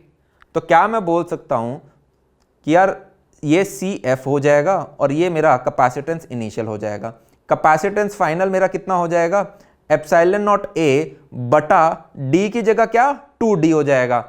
और इनिशियल मेरा कैपेसिटेंस क्या था, एप्सिलॉन नॉट A बटा D था। अब इनको सब्ट्रैक्ट कर देते हैं भैया, क्यू स्क्वायर तो मैंने बाहर निकाल लिया, ठीक है, और एप्सिलॉन नॉट A है, ये भी मेरा कॉमन आ गया, D भी मेरा कॉमन आ गया। तो बेसिकली ये 2 - 1 होने वाला है यहाँ पे, ये मेरा फाइनल आंसर आ गया। आई होप आपको समझ में आ रहा हो। मैं चाहूँ तो दोबारा रिपीट कर सकता हूँ आप सभी लोगों के लिए। कैपेसिटेंस का मेरा फॉर्मूला होता है एप्सिलॉन नॉट बटा A बटा D। मेरा फाइनल कैपेसिटेंस क्या हो गया, एप्सिलॉन नॉट A बटा 2D, एंड मेरा इनिशियल कैपेसिटेंस क्या हो गया, एप्सिलॉन नॉट A बटा D। कैपेसिटेंस सेम तब तक ही रहता है जब तक आपने शेप साइज के साथ कुछ खिलवाड़ नहीं किया। जैसे ही आपने कुछ कर दिया उसके साथ खिलवाड़, अब कैपेसिटेंस भी बदल गया है, ठीक है। पर क्या मैं बोल सकता हूं ये बदल गया, उसके बाद भी मेरे को इसकी नॉलेज तो है ना, मैं निकाल सकता हूं, कैलकुलेट कर सकता हूं इसे। तो वही हमने यहाँ पे फॉर्मूले का इस्तेमाल किया और ये मेरा उत्तर यहाँ पर आ गया है। यहाँ पे लिख भी रखा है मैंने नोट में, हम वी यूज्ड q² बटा 2c, क्यों? क्योंकि चार्ज इज कांस्टेंट। अब एक और प्रश्न आपको मैं कराता हूं जिससे और आपकी क्लियर अंडरस्टैंडिंग होगी। इस पर्टिकुलर क्वेश्चन के अंदर क्या आप देख रहे हो, सेम प्रश्न पूछा गया है, find work done by external agent to increase separation to d बटा 2। ये इंक्रीज नहीं डिक्रीज लिखना चाहिए था, sorry, to decrease separation by d बटा 2। क्या कह रहा है ये कह रहा है भाई पहले तो इन दोनों के बीच में दूरियां थी d, अब ये दूरियां कम हो गई हैं, d बटा 2 हो गई हैं, ठीक है। तो राहुल नेहा भाई अब और करीब आ गए हैं एक दूसरे के, तो d बटा 2 जो अब हमारी सेपरेशन हो गई, तो इसमें हमें कुछ वर्क डन करना पड़ा होगा। अब यहाँ पर अगर आप देखोगे मैंने इन प्लेट्स को एक बैटरी, एक्सटर्नल बैटरी के साथ जोड़ रखा है। क्या मैं कह सकता हूँ ये प्लेट आइसोलेटेड है या नहीं है? मैंने कहा नहीं है आइसोलेटेड। क्यों? क्योंकि अब ये प्लेट एक सर्किट के साथ जुड़ी हुई हैं। आइसोलेटेड तब तक होती हैं जब ये प्लेट हवा में होती, एक प्लेट ये रही, दूसरी प्लेट ये रही, बस खत्म, और कुछ नहीं, कोई तार नहीं, कोई और कुछ नहीं। पर जैसे ही आपने इसे एक सर्किट का पार्ट बना दिया, अब ये आइसोलेटेड नहीं है। आइसोलेटेड नहीं है मतलब चार्ज सेम नहीं है। Now charge is not same. क्या सेम हो गया? मैंने कहा पोटेंशियल। अब आपको V पता है क्योंकि आपने इन दोनों के अक्रॉस एक बैटरी लगा रखी है, तो मैं बोल सकता हूं ना इन दोनों के बीच में जो पोटेंशियल डिफरेंस है वो V है। अब आपको V की नॉलेज है, तो हमारे जो फॉर्मूले यूज हो रहे थे एनर्जी के, हाफ CV² वाला मैं यहां पे इस्तेमाल कर रहा हूंगा। क्यों? क्योंकि मुझे V के बारे में पता है और कैपेसिटेंस में निकाल सकता हूं, ठीक है। मैंने कहा ग्रेट, आई होप आपको समझ में आ रही होंगी अब चीजें। तो work done by external agent कितना होगा? दोबारा वही final energy minus initial energy.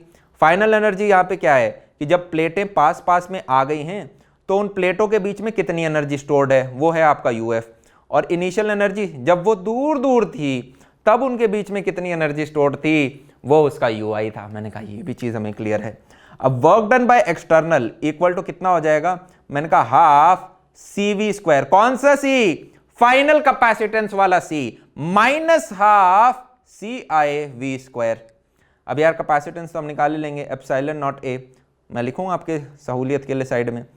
Final capacitance कितना होगा यार मेरा? एप्सिलॉन नॉट A बटा डिस्टेंस होता था, डिस्टेंस मेरा d बटा 2 है।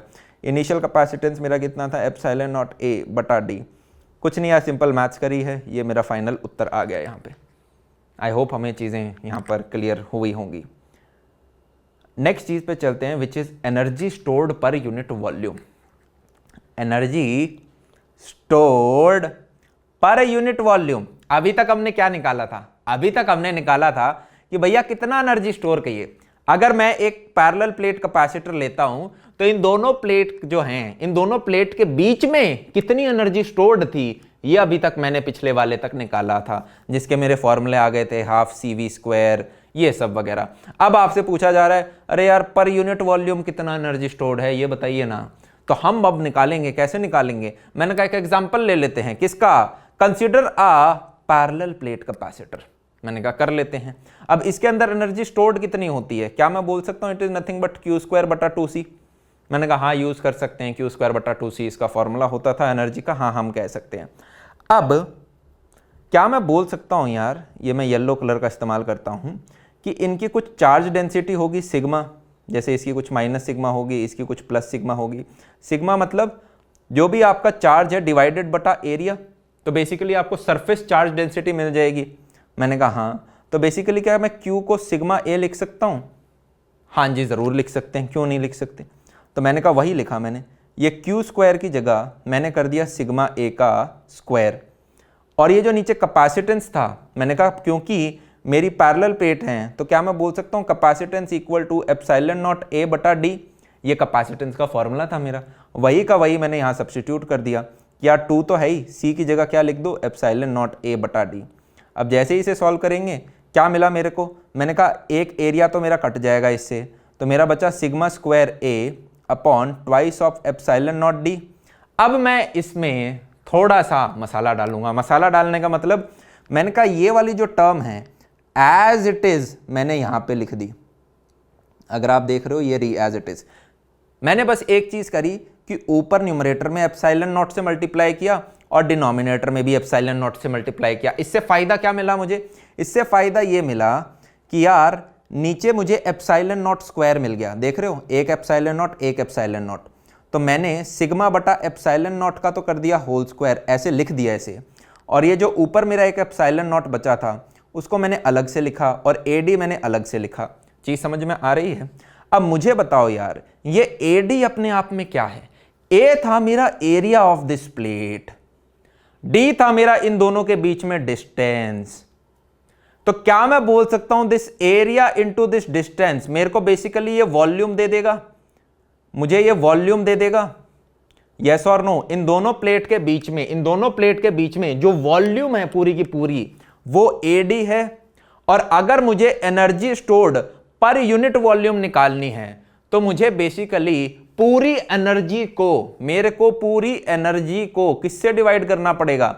अरे वॉल्यूम से करना पड़ेगा। तो क्या मैं बोल सकता हूं मुझे क्या करना पड़ेगा? मुझे U को डिवाइड करना पड़ेगा AD से। मैंने वही करा। U तो मेरे पास था ही लेफ्ट हैंड साइड में, AD जो है ये मैं डिनोमिनेटर में ले जाऊंगा। तो मेरा U अपॉन AD जब मैं करूंगा तो मेरे पास क्या बच गया? यहां पे बस बचा half epsilon not E square, half epsilon not E square. तो ये मेरा वर्ल्ड फेमस फॉर्मूला आ गया है, half epsilon not E square. इतनी यार एनर्जी स्टोर्ड होती है पर यूनिट वॉल्यूम। इसको हमने स्मॉल यू से रिप्रेजेंट भी कर दिया है कि this is energy stored per unit volume. I hope हमें यार ये चीज समझ में आ रही होगी। अब हम बात करेंगे कॉम्बिनेशन ऑफ कैपेसिटर्स के बारे में। कॉम्बिनेशन ऑफ कैपेसिटर्स क्या है? अरे यार जैसे रेजिस्टेंस होता था, एक बल्ब लिया, एक बल्ब के साथ अगर मैं सीरीज में एक और बल्ब लगाऊंगा तो क्या फर्क पड़ेगा? 3 लगा दिए तो क्या फर्क पड़ेगा? पैरेलल में मैंने लगा दिए तो क्या फर्क पड़ेगा? जैसे दिवाली के अंदर जो हम बहुत सारी लाइटें लगाते हैं जो कि एकदम सीरीज पैरेलल हो रखी होती है, वो किस प्रकार से चल रही होती हैं, उसी प्रकार से यार जो कैपेसिटर्स हैं, कैपेसिटर को मैंने एक के बाद एक सीरीज में लगाया, पैरेलल में लगाया। जैसे अगर आपका रिमोट भी होता है, रिमोट में भी आप एक नहीं 2 सेल लगाते हो। कहीं कहीं पे अगर आप कोई रिमोट कार यूज़ कर रहे हो तो उसमें 4-5 सेल भी लगते हैं। तो उसी प्रकार से यार हम यहाँ पे अब कॉम्बिनेशन ऑफ कैपेसिटर्स देख रहे होंगे। बड़ा इंटरेस्टिंग है यार, बड़ा इंटरेस्टिंग। और एक बार आप पढ़ लोगे आप भूलोगे नहीं। तो मान लो मैंने 3 कैपेसिटर ले लिए। अब जब भी यार हम, ये मेरे पैरेलल प्लेट कैपेसिटर हैं, पैरेलल प्लेट कैपेसिटर को ऐसे छोटे से में ऐसे भी रिप्रेजेंट कर देते हैं। अभी तक तो हम क्या कर रहे थे, बड़ी बड़ी प्लेट बना रहे थे कि ओके पैरेलल प्लेट कैपेसिटर। अब इन्हें रिप्रेजेंट करने के लिए हम यूँ छोटी सी यूँ प्लेट बना देते हैं। और पूरे चैप्टर में जब भी आप कुछ ऐसा सा देखो उसका मतलब है पैरेलल प्लेट कैपेसिटर। अब मैंने 3 पैरेलल प्लेट कैपेसिटर लिए, पहला कैपेसिटर, दूसरा कैपेसिटर और तीसरा कैपेसिटर, और इनको एक सीरीज में लगा दिया। सीरीज में मतलब एक सीधे एक के बाद एक जोड़ दिया। अब आपसे एक बैटरी के अगेंस्ट यार इनको जोड़ दिया गया है। अब मुझे यार ये बताओ, इस बैटरी में से क्या मैं बोल सकता हूं यहां पे अगर पॉजिटिव पोटेंशियल है, एक तरह से यूं समझो यार कि इससे प्लस क्यू चार्ज निकल रहा है, ये प्लस क्यू चार्ज यहां पे जा रहा है, ये प्लस क्यू चार्ज यहां जा रहा है, ये प्लस क्यू चार्ज यहां जा रहा है, और ये सारा का सारा चार्ज इसके ऊपर फिर स्टोर हो जाता है। हाँ या ना? अब यार इनिशियली पूरा एकदम से क्यों नहीं चढ़ता, धीरे धीरे आपका t=2 पे जैसे जैसे समय आपका बढ़ता, जैसे मोबाइल की बैटरी बढ़ती है इसके ऊपर पूरा प्लस क्यू चार्ज आ जाता है। आप में से कुछ बोल सकते हैं भैया नहीं मेरे को वाइब नहीं है, ये प्लस क्यू चार्ज कैसे निकल रहा है, इधर से प्लस क्यू चार्ज कैसे निकल रहा है। मैंने कहा यार आप जैसे करंट इलेक्ट्रिसिटी आपने थोड़ा सा पढ़ा भी होगा 10th क्लास में, हम क्या कहते थे, पॉजिटिव टर्मिनल में से करंट निकल रहा है। हाँ या ना? और करंट को हम क्या बोलते थे यार, चार्ज I= क्या था, चार्ज पर यूनिट टाइम ही तो था, Q/T ही तो था। तो एक तरह से मैं बोल सकता हूं करंट निकल रहा है। करंट निकल रहा है मतलब पॉजिटिव चार्ज निकल रहा है। हमें पता है ना अगर करंट की डायरेक्शन ये है तो इलेक्ट्रॉन दूसरी डायरेक्शन में भाग रहे होते थे, इसका मतलब इलेक्ट्रॉन दूसरी में भाग रहे हैं तो इस तरफ रिलेटिवली पॉजिटिव चार्ज भाग रहे हैं ना। असलियत में तो यार किसी भी सर्किट के अंदर इलेक्ट्रॉन भागते हैं, पर शुरुआत के साइंटिस्टों ने गलत एजम्पशन माना था कि यार इलेक्ट्रॉन इस तरफ भागते हैं, तो उन्होंने करंट की डायरेक्शन उल्टी ले ली थी। तो हमने ऐसा बोलना स्टार्ट कर दिया उसके बाद किताबों में कि यार करंट इस तरफ भाग रहा है, मतलब पॉजिटिव चार्ज इस तरफ भाग रहा है। तो क्या मैं बोल सकता हूँ इस तरफ पॉजिटिव चार्ज भागा, इस वाली प्लेट के ऊपर तो प्लस क्यू चार्ज हो गया। अब जैसे ही इस पर प्लस क्यू चार्ज हुआ, क्या मैं बोल सकता हूं ये जो दूसरी वाली प्लेट है इसके ऊपर माइनस क्यू इंड्यूस हो जाएगा? क्या रे यार इस पे प्लस क्यू है, इसको देख के इस पे माइनस क्यू इंड्यूस हो गया। अब जैसे ही इस पर माइनस क्यू इंड्यूस हुआ, मुझे बताओ ये दोनों प्लेटें क्या आइसोलेटेड नहीं है? ये और ये वाली प्लेट आइसोलेटेड नहीं है? आइसोलेटेड है, देखो किसी भी तार से कनेक्टेड नहीं है, अपने आप में एक आइसोलेटेड है। और आइसोलेट जब होती हैं तो क्या मैं बोल सकता हूं चार्ज कांस्टेंट रहेगा? अब इसमें तो चार्ज कांस्टेंट रहेगा। अब इनिशियली तो यार ये अनचार्ज थी, ये तीनों की तीनों इनिशियली इस पे जीरो था, इस पे जीरो था, इस पे जीरो था, इस पे जीरो था, इस पे जीरो था, इस पे जीरो था। फिर जब ये बैटरी लगा दी गई तो इस पे क्यू आ गया, इस पे माइनस क्यू आ गया। अब मैं कह रहा हूं अगर ये वाला सिस्टम आइसोलेटेड है तो अगर इस पे माइनस क्यू आया है तो इस पे प्लस क्यू आना चाहिए। क्यों? जिससे कि दोनों का सम करें तो टोटल जीरो रहे, क्योंकि इनिशियली जीरो था। और अपने आप में अगर ये एक आइसोलेटेड सिस्टम है तो इस पे हमेशा जीरो ही रहेगा। तो कल को इसके ऊपर अगर -5 माइक्रो कूलम आता है तो इसके ऊपर +5 माइक्रो कूलम आएगा। अब क्योंकि इसके ऊपर प्लस क्यू आ गया है तो इंडक्शन से क्या मैं बोल सकता हूं इसके ऊपर माइनस क्यू इंड्यूस हो गया। अब दोबारा क्योंकि इसके ऊपर माइनस क्यू इंड्यूस हो गया और ये वाला जो सिस्टम है अपने आप में एक आइसोलेटेड है, तो मैं बोल सकता हूं इधर माइनस क्यू है तो इधर प्लस क्यू होना पड़ेगा। क्यों? क्योंकि इनिशियली ये जो आइसोलेटेड सिस्टम था इस पे चार्ज जीरो था, तो बाद में भी जीरो होना चाहिए। तो इसका माइनस क्यू और इसका प्लस क्यू जुड़ेगा तभी जीरो होगा। तो मैंने कहा इस पे प्लस क्यू चढ़ गया, इस पे प्लस क्यू चढ़ गया तो इसकी साइड वाली प्लेट पे माइनस क्यू दोबारा इंड्यूस हो गया। आई होप आपको समझ में आ गया हो इन पे चार्जेस कैसे गए हैं। तो क्या मैं बोल सकता हूं जब ये सीरीज में होते हैं कैपेसिटर तो इन सबके ऊपर चार्ज सेम आ जाता है, क्योंकि देखो इसके ऊपर भी चार्ज क्यू है, इसके ऊपर भी चार्ज क्यू है, इसके ऊपर भी चार्ज क्यू है, इररिस्पेक्टिव की उनकी कैपेसिटेंस क्या है। मैंने यहां पे सबकी कैपेसिटेंस अलग दी है, देखो इसकी C1 दी है, इसकी C2 दी है, इसकी C3 दी है, पर उससे फर्क ही नहीं पड़ता। तो चार्ज सबके अंदर सेम जा रहा है, बट जो पोटेंशियल होता है that will not be same across all capacitors. Potential अलग अलग होगा यार। इन दोनों के बीच में जो पोटेंशियल डिफरेंस होगा वो V1 होगा, इन दोनों के बीच में जो पोटेंशियल डिफरेंस होगा वो V2 होगा, इन दोनों के बीच में जो पोटेंशियल डिफरेंस होगा वो V3 होगा। और जब मैं V1 + V2 + V3 करूंगा ये सारा मिलके मुझे V के बराबर बन रहा होगा। तो मैंने कहा वही चीज मैं चाहूं तो यहां पे लिख भी सकता हूं। अच्छा ये V1 होगा कितना इन दोनों के बीच का पोटेंशियल डिफरेंस? क्या मैं लिख सकता हूं V1 = Q/C1? ये तो हमारा बेसिक फॉर्मूला है कैपेसिटेंस का। हाँ जी लिख सकते हैं। अब चार्ज मेरे को पता है तो ये V1 मैंने लिख दिया। सिमिलरली V2 = क्या? चार्ज तो Q है सब में और कैपेसिटेंस मुझे पता थी C2। सिमिलरली V3 क्या होगा? चार्ज तो Q है थी तीनों में और कैपेसिटेंस मुझे पता थी C3 होगा। अब हमें पता है कि भाई V क्या है? It is V1 + V2 + V3। अब भाई सब्स्टिट्यूट कर देंगे ऊपर वाली चीज को नीचे के अंदर, तो मुझे क्या मिल जाएगा? मुझे मिल जाएगा Q/C1 + Q/C2 + Q/C3। ये सारा करने के बाद ये जो चार्ज Q था इसको कॉमन लिया मैंने, और कॉमन लेने के बाद मैंने इसके डिनोमिनेटर में फेंक दिया। तो ये मुझे इस तरफ LHS में तो V/Q मिल गया और इस तरफ मिला मुझे 1/C1 + 1/C2 + 1/C3। हाँ जी। अब होता क्या है यार, ये जो इतना बड़ा सर्किट मैंने यहां पे बनाया है इसका मैंने एक इक्विवेलेंट छोटा सा सर्किट बना लिया। जैसे हम यार करंट इलेक्ट्रिसिटी में भी करेंगे कि आपके 3 रेजिस्टेंस होते थे, मान लो 3 बल्ब हैं, तो इन 3 बल्ब का इक्विवेलेंट बल्ब कितना होगा? एक बड़ा सा हम R इक्विवेलेंट बना देते थे और हम कहते थे यार this R equivalent = R1 + R2 + R3। डरना मत, ये आपके थर्ड चैप्टर में सारी चीजें आ रही होंगी। उसी प्रकार से यूं कहा जा रहा है कि इस सर्किट में से अगर मैं इन तीनों कैपेसिटर की जगह सिर्फ अगर एक कैपेसिटर रख दूं तो उसकी कैपेसिटेंस C इक्विवेलेंट कितनी होगी? दोबारा रिपीट कर रहा हूं मैं अपने आप को।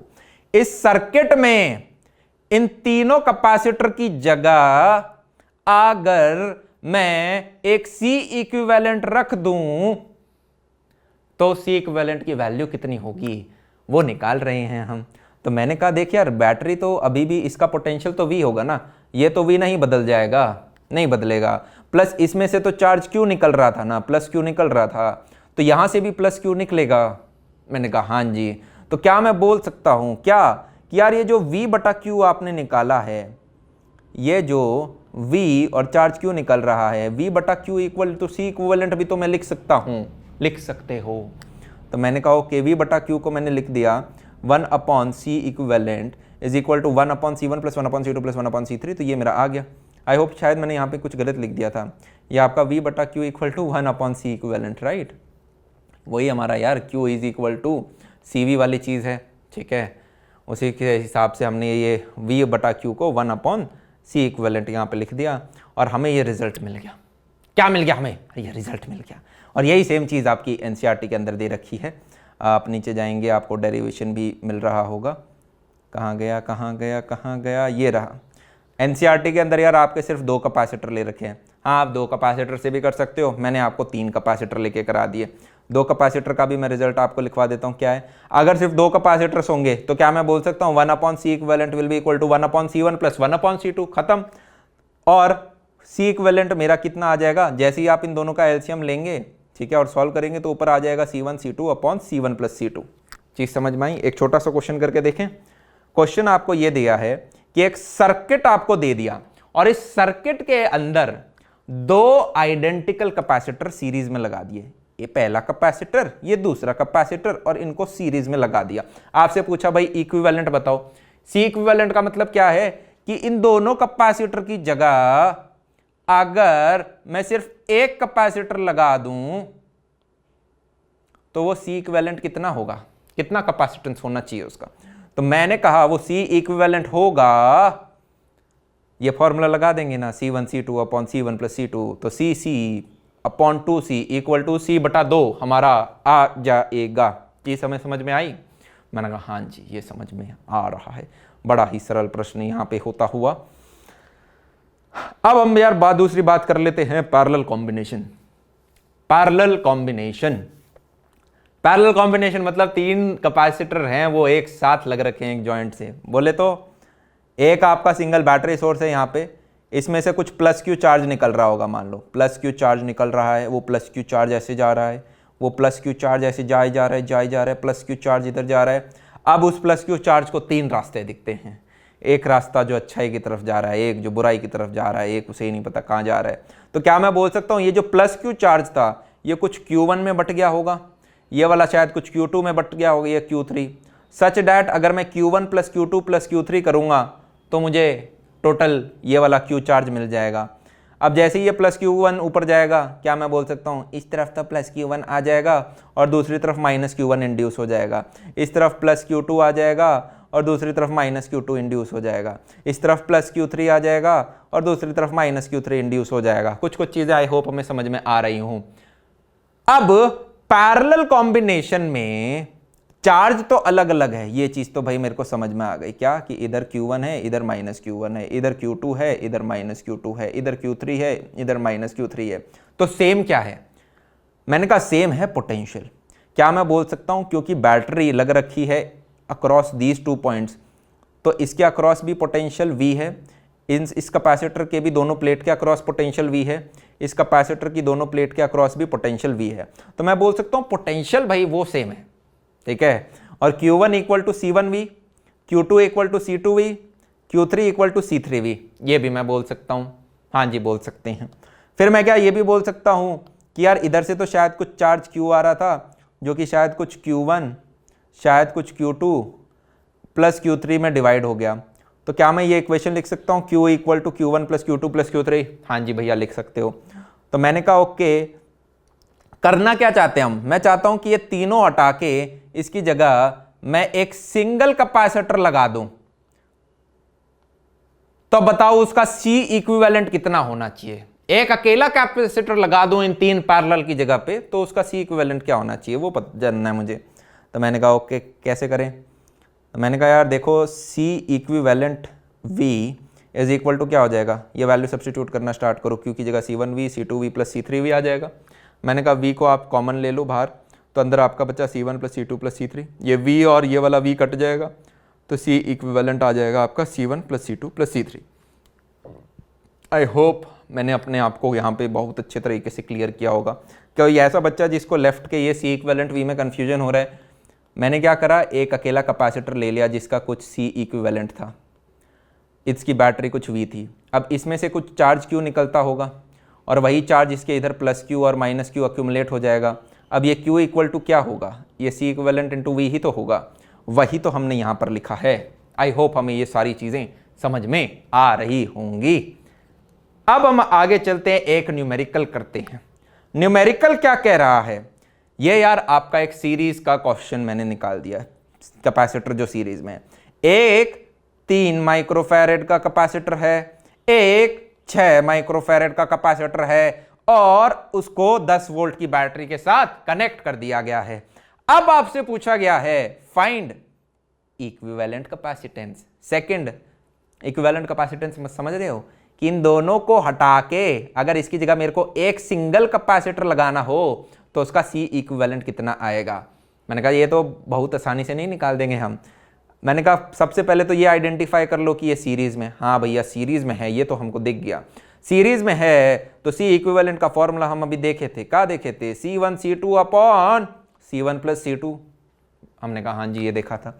अब टेप दो वैल्यू, इसका 3 इसका 6, 3 इंटू 6 अपॉन 3 प्लस 6, तो ये कितना आ गया 2। अब 2 लिख दोगे तो नंबर आधा कट जाएगा, तो यूनिट जरूर लिखना माइक्रोफैरेड, ठीक है, माइक्रोफैरेड। तो मैंने इसका साथ में डायग्राम भी बना दिया जस्ट टीचर को खुश करने के लिए कि देखो हम कितने अच्छे बच्चे हैं। तो एग्जामिनर साहब हमें है ना फालतू के नंबर दे देना, जहाँ पे हमारे कट रहे हो हमें माफ़ करना।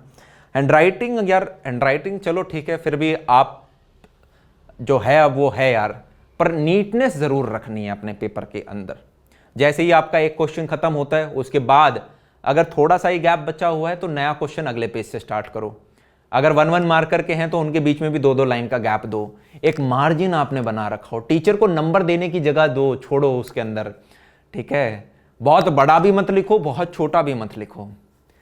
आपका जो फाइनल आंसर आता है उसको डब्बा पेंसिल बना के करो, ठीक है। चौंचले हैं ये, पर एग्जामिनर को इम्प्रेस करने के लिए हम कर रहे होते हैं कि मान लो 15-20 बच्चों की, वो कितनी 15-20 तो कम बता दी मैंने, कितनी सारी अपने शीट्स चेक कर रहे होते हैं। वहाँ पे एक बच्चे की निकल के आती है इतनी सुंदर सी, तो एग्जामिनर के अंदर से यूँ नंबर निकल के आते हैं, अरे यार अच्छा बच्चा है, ये अच्छा बच्चा है, ये अच्छा बच्चा है, ठीक है। तो अगर 1-2 नंबर का भी हमें फ़ायदा हो जाता है, अरे आधा नंबर का भी फ़ायदा होता है तो वर्थ इट है वो चीज़, राइट।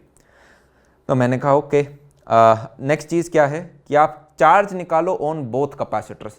अब इन दोनों कैपेसिटर्स के ऊपर चार्ज क्या होगा, मैंने कहा चार्ज तो सेम होता था ना, तो अगर इसमें से प्लस क्यू चार्ज निकल रहा है तो इधर भी वही प्लस क्यू चार्ज आएगा।